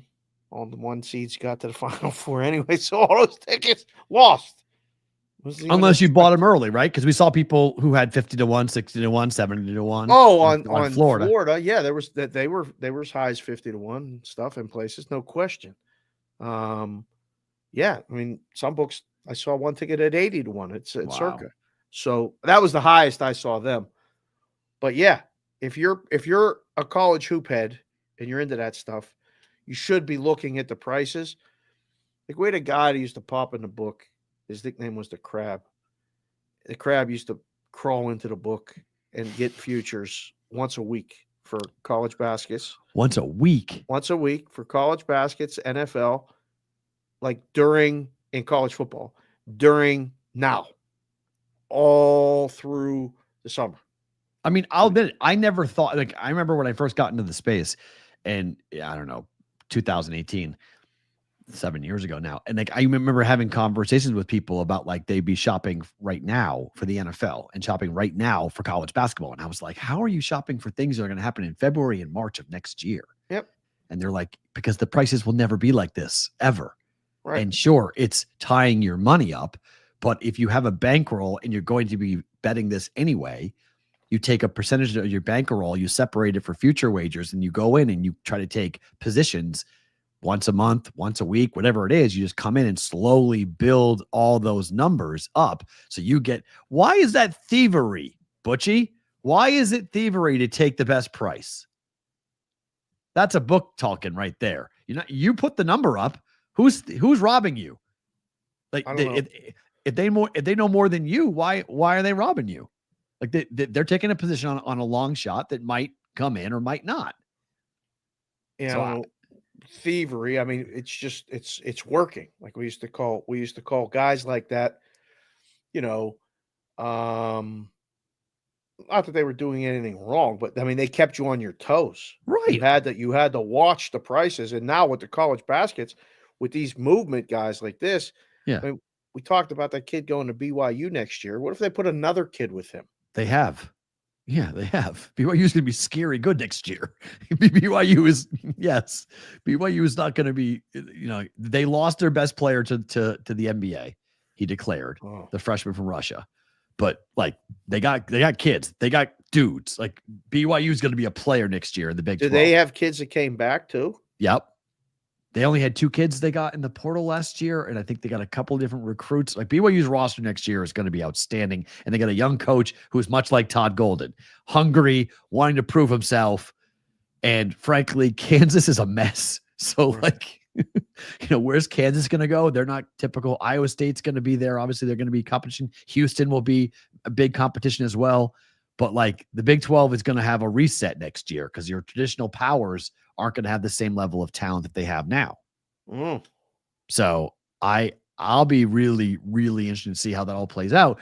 But like, I don't know, like I think it's an interesting idea that even from a small time person's perspective, if you do 20 or $30 and you come in and take a 300 to 1 or a 250 to 1 ticket, I mean, yeah, you can lock up some nice prices and just have it at the end. And then, they all might just turn into paperweights and, into kindling, and don't mean anything, but it might also turn into a lottery ticket that could bring you back a decent return. Well, it puts you in position to do things. I mean, like, these are prediction markets. These are, you're just buying contracts. They can be prediction markets.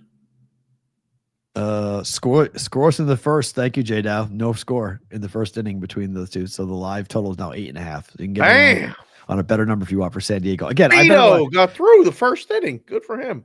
I bet it the last two days, so I don't care if this hits or not. So I mean, it's I'm gonna go 2-1 on it. I was gonna bet it blindly anyway. 1-1 as we go to the bottom of the 13th inning at PNC Park. Unbelievable. My gosh, we're just rolling here on that. Well, you mentioned Kalshi.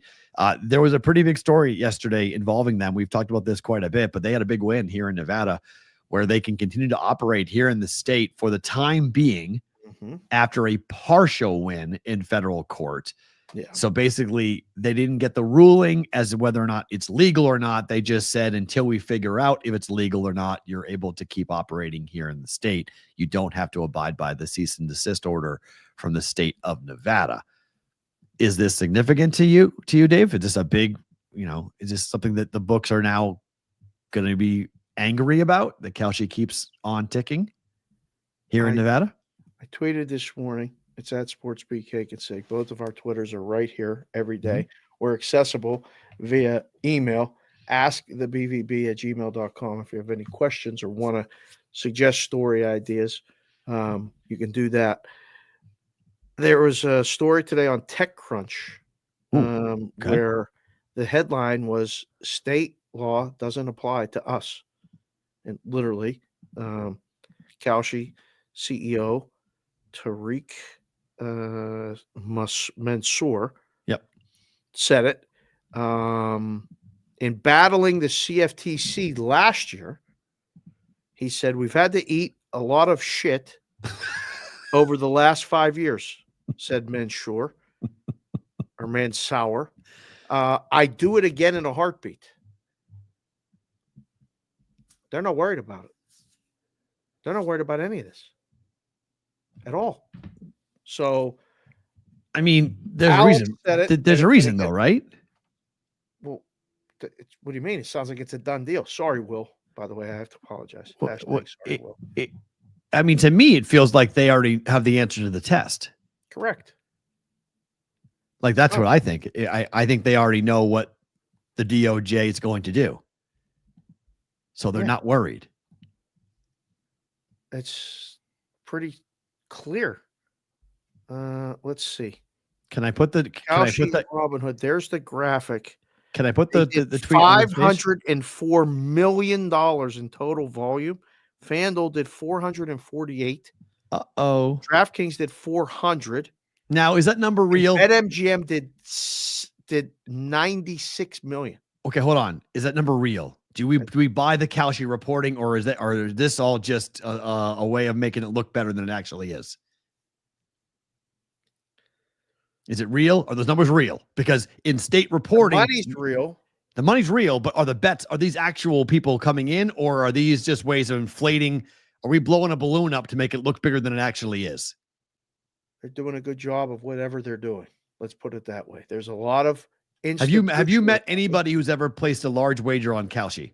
There's a lot of institutional money being played. What's institutional money? What's institutional money? Maybe some other places involved in this. When they said that there might be a loop between like interested parties, and Kalshi, and different things. Parties might be interested in making sure that there's positive press, pumping up the numbers a little bit. Yeah, we've seen that happen before. Yeah, but so I got bonus bets and everything else, right? Under my tweet, this guy Black Mr. Profit 74 Okay. CPA. Really good follow on Twitter. So hopefully got to meet this guy sometime. But he posted the graph with the volume. And it's they did more March Madness volume without a license. Who's reporting those numbers, though? Is that self-reported numbers from Kalshi? Because I'm not buying it if Kalshi is telling me what they're doing. I need a third party to tell me what they're doing, but there is no third party because they don't have to abide by any rules. Let's see. In the states, you have to report to the state what you're doing because they want the tax revenue. But there is no state reporting going on for Kalshi because there is no one watching them. I can't read the small print. I can't on this graph. I have to blow it up even more. I mean, something happened yesterday, which I was kind of stunned about. And we talked about Sarah Slane taking over and being now part of this. You know, she's now part of them, right? On the board. She's on the board. On the board. Head of corporate development for Kalshi is what she is. And so I offered her an opportunity to come on here and talk. I've not heard back from her as of yet on this, but she is claiming that this is her post on LinkedIn announcing that she has joined Kalshi. Okay. She said, never in my career have I seen a company with the combination of characteristics that Kalshi has: bold vision, outlier founders, deep commitment to regulatory compliance, and astronomical growth. They are a regulatory focused and compliant first team. Like, is that what this company reads to you?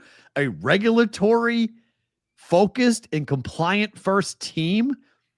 Saying before Kalshi launched a single market, they spent over 3 years upfront engaging with the CFTC to build the first federally regulated prediction market in the United States. All the while taking the bitter pill of watching their competitors gain traction by skirting the law or operating offshore. Kalshi isn't worried about the short term. They want to build something enduring. In large part due to their obsession with product experience, I have never seen a company in a stage of explosive growth like Kalshi. Within a few months of launching sports, they have already managed to build a frontier product experience with better pricing, robust risk management, and captivating live charts. The trading volume, web traffic, attention in the media, and the long list of companies ready to integrate as brokers with Kalshi is staggering. I mean, this is like amazing propaganda. Like, I want Sarah to come on and say all this. Like, Sarah, come talk. I would love to find this out because she's from the American Gaming Association.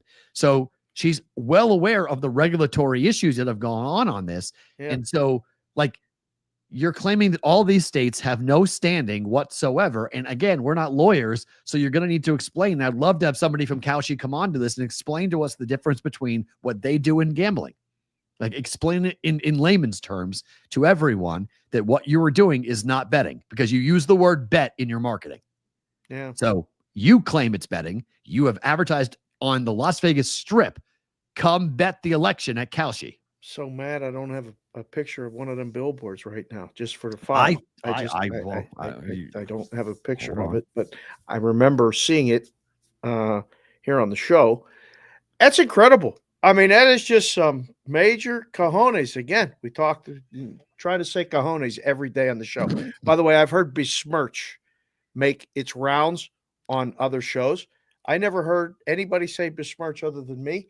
I was just curious. I don't want to besmirch anybody at Kalshi or any of this. You didn't invent the words. Just no. But like, who says besmirch on a gambling podcast? Not much. Show. Not Not too many people. Yeah, I know I did, but that's fine. It's great. I love it. Talking about like the offshores and the this and the that. Well, that was American Gaming Association's number one thing, right? I mean, they're all about knocking them down. It's pretty incredible what's going on. And there's a lot of people that have spent time in those places that were doing it a long time ago and are looking at this going, well, what in the hell is going on? Yeah. I mean, I don't know. I'd love to have Sarah on. I mean, I've met her once. It'd be great. She'd be a I great met her a guest. lot. I Yeah. had her on. I had her on Pushing the Odds all the time. Yeah. I mean, because at the time when Pushing the Odds went on, the American Gaming Association, I was really close with them. So she was the head of the AGA there. So I had Sarah on. Oh, like, before monthly. Bill. That's right. Yeah, I had Sarah on a ton. She was the head of the AGA before Bill became the head of the AGA. Yeah. So I had her on all the time talking about. Who was the other guy? Casey, right? Casey Clark was Right, the we had head of Casey on multiple regulatory. times. Yep, Yeah. he was head of regulatory. So he came on BVB. He's been on this show a ton when he was at the AGA as well. And like, I mean, the AGA's whole thing is they are, they're funded by two major groups, MGM and by stations.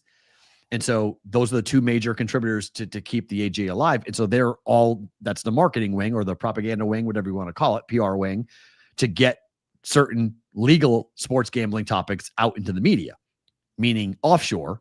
We don't want offshore operating in America. That's been the AGA's whole thing.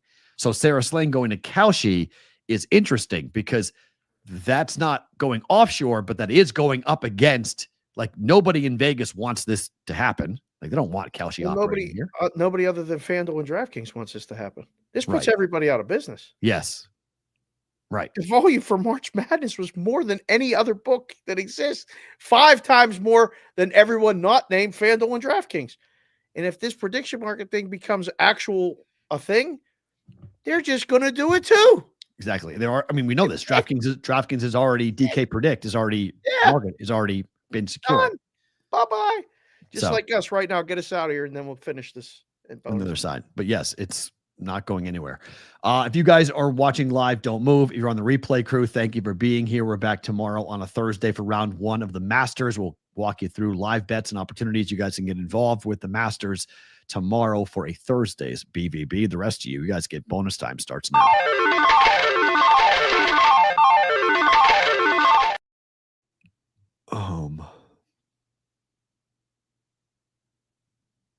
Okay. That's Just reading Sonic's in the, I guess people are getting a little bit nuts on in the chat. Thank you, Sonic, for being the wrench. We appreciate you holding down court there. Oh, okay. In I the didn't chat. see what happened. But I just saw Sonic said ease up on the political stuff going back and forth. So I guess there was a fight going on with that. Well, but, I mean, this is what it's turning into, though. well, when you put Donald Trump Jr. on the fucking board, what do you want? I mean, like, if you don't want to be political, it looks political. I mean, this looks like an inside job. This looks like we built this up to insulate ourselves. The head legal counsel for Kalshi went to the CFTC. Yeah. Like, these two, the federal government and Kalshi, are in business together in a really big way. And that's why people don't like it, because it looks crooked. It looks like, even it might not be, maybe all in the up and up, it just looks bad. What was that one I sent you yesterday? What was that market that I sent you about the Kalshi's putting up a market about the tariffs? Yes, right. Okay, yeah. So you can bet on Kalshi, I'm using the word bet, on whether or not Trump is going to add tariffs to China. And he did today. He added more tariffs to China. Well, wouldn't Donald Trump Jr. know if his dad is going to put more tariffs on China? Like, it's a little bit it's a little inside school there. Kalshi put up a market yesterday. They tweeted it. It's at Kalshi, Kalshi.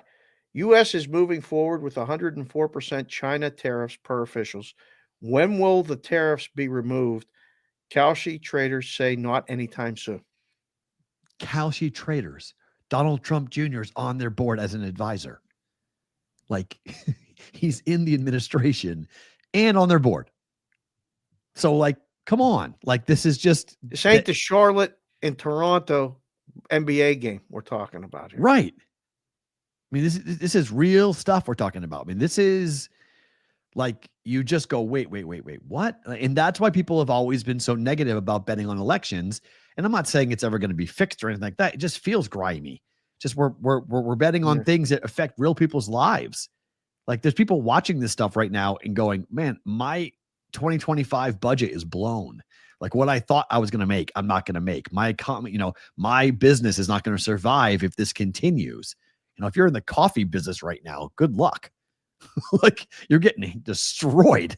Like your margins are small as is. And he just added a 10% tariff on everything coming in if you're in the coffee business. Right.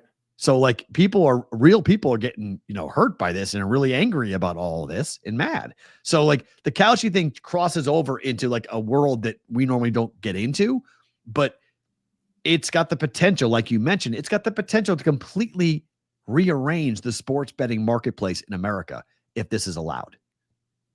Well, I mean, there was a story about Hawaii yesterday actually advancing the bill about being another state, which would be a big deal in 2025 because there's no states anywhere close. The other states all shot it down.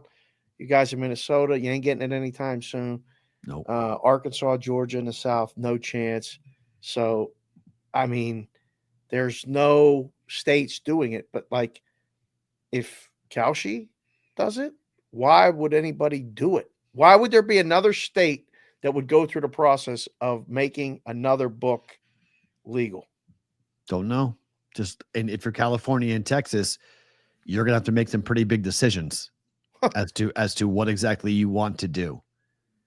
Because you may have to go pass a state law that makes prediction markets illegal and go to federal court. Like that's what's going to happen. You're going to make prediction markets illegal. On a state level. On a state level. Yeah. Well, they're fighting it. I mean, they just got to stay in Nevada. They just said, we'll worry about that later. Well, because they're operating under the current wording of what gambling is. You need to Somebody's got to define that at some point. Correct. You need to pass an additional. Define that. And you need to pass an additional state law in order to have it be illegal. You need to change the wording of what is, what is gambling. You need to define that differently to make prediction markets to be illegal, which could happen in California, could happen in Texas. It just depends upon, this is a very interesting time right now. That's all I got to say. There's a lot of very interesting things going on. So how do we pass it? Because I'm telling you right now, guys, there is no way that the Native American tribes are going to lose their stranglehold on the gambling markets of America. Like they're not going to let this go. They're not that's the party who has not entered into the fight yet about all this, but you better believe in Florida, they're going to. In other states, they're going to. Well, they just had that Indian gaming convention out in California this past week. And they brought everybody out there and they all sat together. And then they said there was one report that, they started the talks and this and that. And then the actual people that put this all together said, we didn't have put together anything. We're not doing anything. So there's obviously a battle for all this money. Yeah. And they're not playing in the same pool. The states and the federal stuff, it feels like the federal stuff is just going, the old end around. Say, we can't do this, so we're going to do it this way. It's funny because that's what Brubaker said to me. Steve Brubaker, who's an amazing, if you guys don't subscribe to his newsletter, you should. But he said to me, he's like, if it goes to the Supreme Court, that's the question. Because it feels like the Supreme Court would side with Kalshi just given the number of people, the conservatives on the court. But there's no guarantee of that. Because you have seen the Supreme Court in the last couple of weeks go against what some people thought they were going to do. Because frankly, if you're a judge, Ruddock, you don't mean Brubaker, right? You mean Ruddock. Well, he has one too, doesn't it? Brubaker's got a newsletter too, doesn't he? No, Brubaker just tweets. Okay, sorry, I thought he had a newsletter too. Yeah, Ruddock has the newsletter. I apologize. Ruddock is a newsletter, but there's what other one am I thinking of? There's two newsletters I get every morning. I thought that was Earnings and More. That's the guy in England. Oh, that's right. That's our props guys. Thank you. Yeah. Sorry. Yeah, on that. So I don't know. I wonder what happens going forward if we go all the way to the Supreme Court. Brubaker thinks that they would win. The Kalshi would win if it got to the Supreme Court. I don't know. I mean, would have to wait and see if it gets all the way to there. But I think there's going to have to be some level of judicial, somebody got to say something at some point. Yeah. Only way. It's the only way. But I do think there's going to be a lot of, the tribes aren't just going to sit back and let them and lose control of anything that they've been in control of for the last, 50, 60 years. It's millions and millions of dollars that they've been in control of for a long time. Daniel G just said that Michigan as well, tribe by me, that's all the tribe's income. Yes. casino in the book. Wow. Yes. And it's millions. I mean, it's millions. It's a lot of money.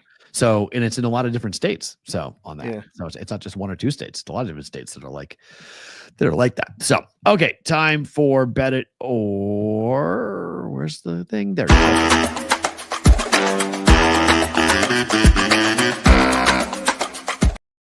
Oh, Justin, good point here. Yeah, you're absolutely right. That's a social casino.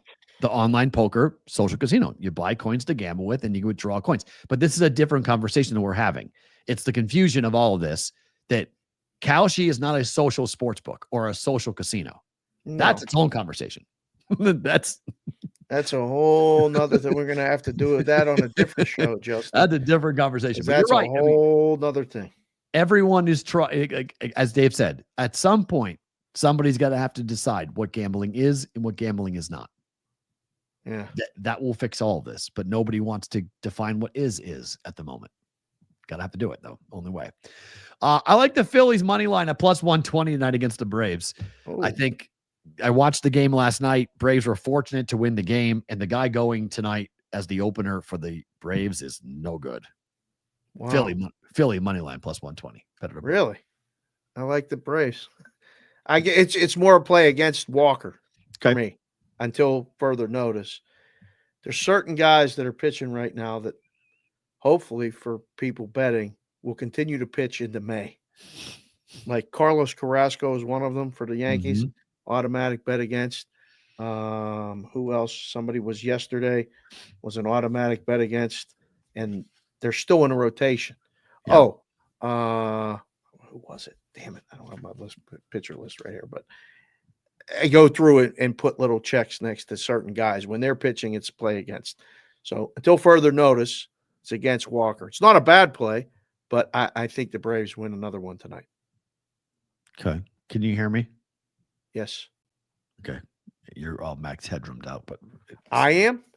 It happens on my end. It's on your end or the feed. It's just for whatever reason, this has been happening like once a day during the show where it's just me. Cause I go back and watch the show. I'm like, what happened? And it's not you. It's not the show. It's me that I get my audio gets all messed up.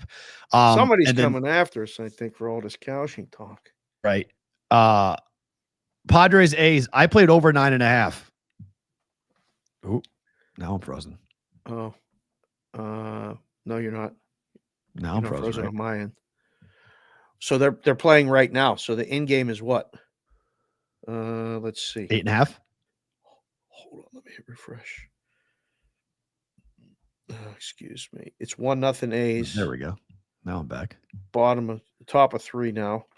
The in game number's 8.5. Okay. Still over? Like it with the bullpen. Still like it over. Still like it over on that.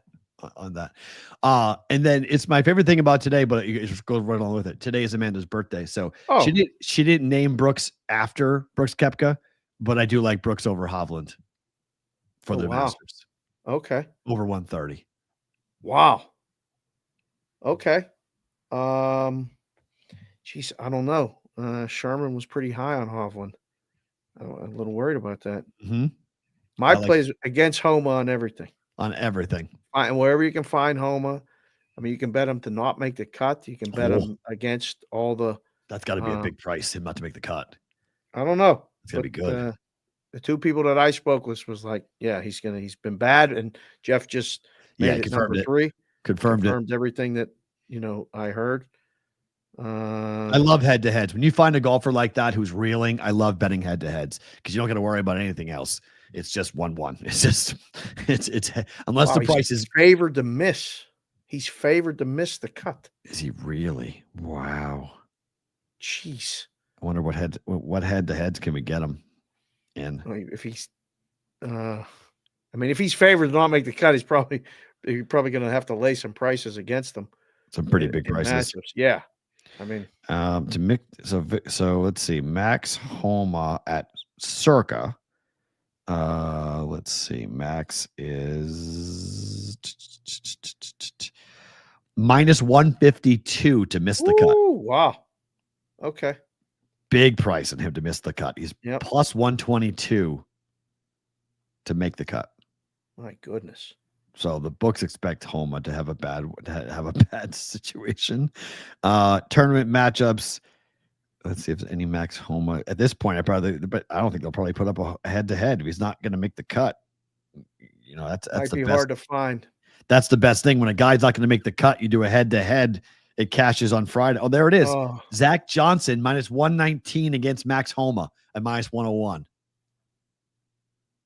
Ooh, that's an ugly one. That's why. That's some ugly golf right there. Zach Johnson. Wow. They both could miss the cut. Right. Then you got to go to the scorecards. I like to bet the guy, like you said, it don't make the cut, and then my guy can be 4 over and Correct. Friday He makes the cut. Makes the cut. And you're like, it's all matters. woo! All right, that's good. That's all that matters. Yeah. Are there any first round matchups for Homa at Circa? I'll have to take a look after the show. I don't think that there is. Nobody. Oh, there it is. Bubba Watson. Max Homa's favored in the first round matchup against Bubba. Plus 115, Bubba Watson. Strictly betting only. Max Homa. Nobody that wants to watch either one of those guys play like thinks they're going to be around on a weekend. But minus betting 135 keeps you alive in this. That's crazy. Minus 135 if you want to bet on you're going to bet against Homa and everything. That's going to test your will there on Bubba Watson. Woo! So you got birthday today for Amanda. Yep. So you already did the celebration of where you were back. So No, we're doing it in Jamaica. So we didn't do we did my birthday while I was back. Okay. Because I'm the 4th, she's the 9th. So we did mine. Gotcha. We'll do hers. Okay. Coming up at the end of the month. Okay. No, my favorite thing about today is that the Masters starts tomorrow. And it's one of those situations where, a lot of things are going on. Yeah. But golf will be on. Like the golf will be on all tomorrow. Day. Golf will be on Friday. And then hopefully we have a competitive environment and nobody runs away with this, so we can enjoy. It almost always delivers. I mean, the Masters net rarely is a dud. It's rarely a dud. It can be sometimes, but it's rare to be a dud. Yeah. Well, that's my favorite thing about today. We're officially, have Jeff on and thank him and Bonvi for both joining us. But it's officially Masters Week because it starts tomorrow. When we wake up out west, golf will be on. That's great. By the way, I just got an email from F1, $50 to get in this year. Great idea. This thing has been going swimmingly. Lowest price ever. $50 to get into an F1 to go watch the F1 race this year. See if we can get Addison too. If they had just come in, if they had just done that at the gate, people might have liked them a bit more. But no, that they had to go ahead and rip people off like crazy. Oh, and the race is going to start 2 hours earlier this year. Oh, interesting. It starts at 8:00 this year. Okay. The race night on Saturday night is set for 8 p.m., not 10 p.m. Okay. We're going a little earlier. Yeah, right. It's probably just practice. Good point. It's probably just practice laps. You're absolutely right. It's probably just practice, right? It's yeah. I would completely agree with that on that. But yeah, it's parking. What's it for parking? $100? Yes. 100%. Yes. 50 for the ticket, but 100 for to park your car. Right. Yeah. There's a new ticket price to start at $50 for single day general admission and $400 for 3-day general admission in the Flamingo Zone by Caesars Reward, marking the lowest price for the race yet. You probably can see like a sliver. You probably can see like a slit. It's just like the car just goes zeet, zeet, zeet. Well, I mean, if they go by so fast, but like you hang out there. Is that the turn? That might be the turn too. At the Flamingo? I don't know. I know the best place everyone says is at the beer garden where we were for the event. That's the best place to watch it. Is at that beer garden. You can see both sides. You see it coming and going. So right, guys, thanks for being here. We appreciate you definitely being here on a Wednesday show. What? The F1 portion, yes, portion of the show. Yes, the F1 portion of the show. Dodgers are up 4-0. Pirates won. Of course they are. It is what it is. We are back tomorrow for Thursday, round 1 of the Masters. He's Dave. I'm Matt. Back for our Thursday's BVB.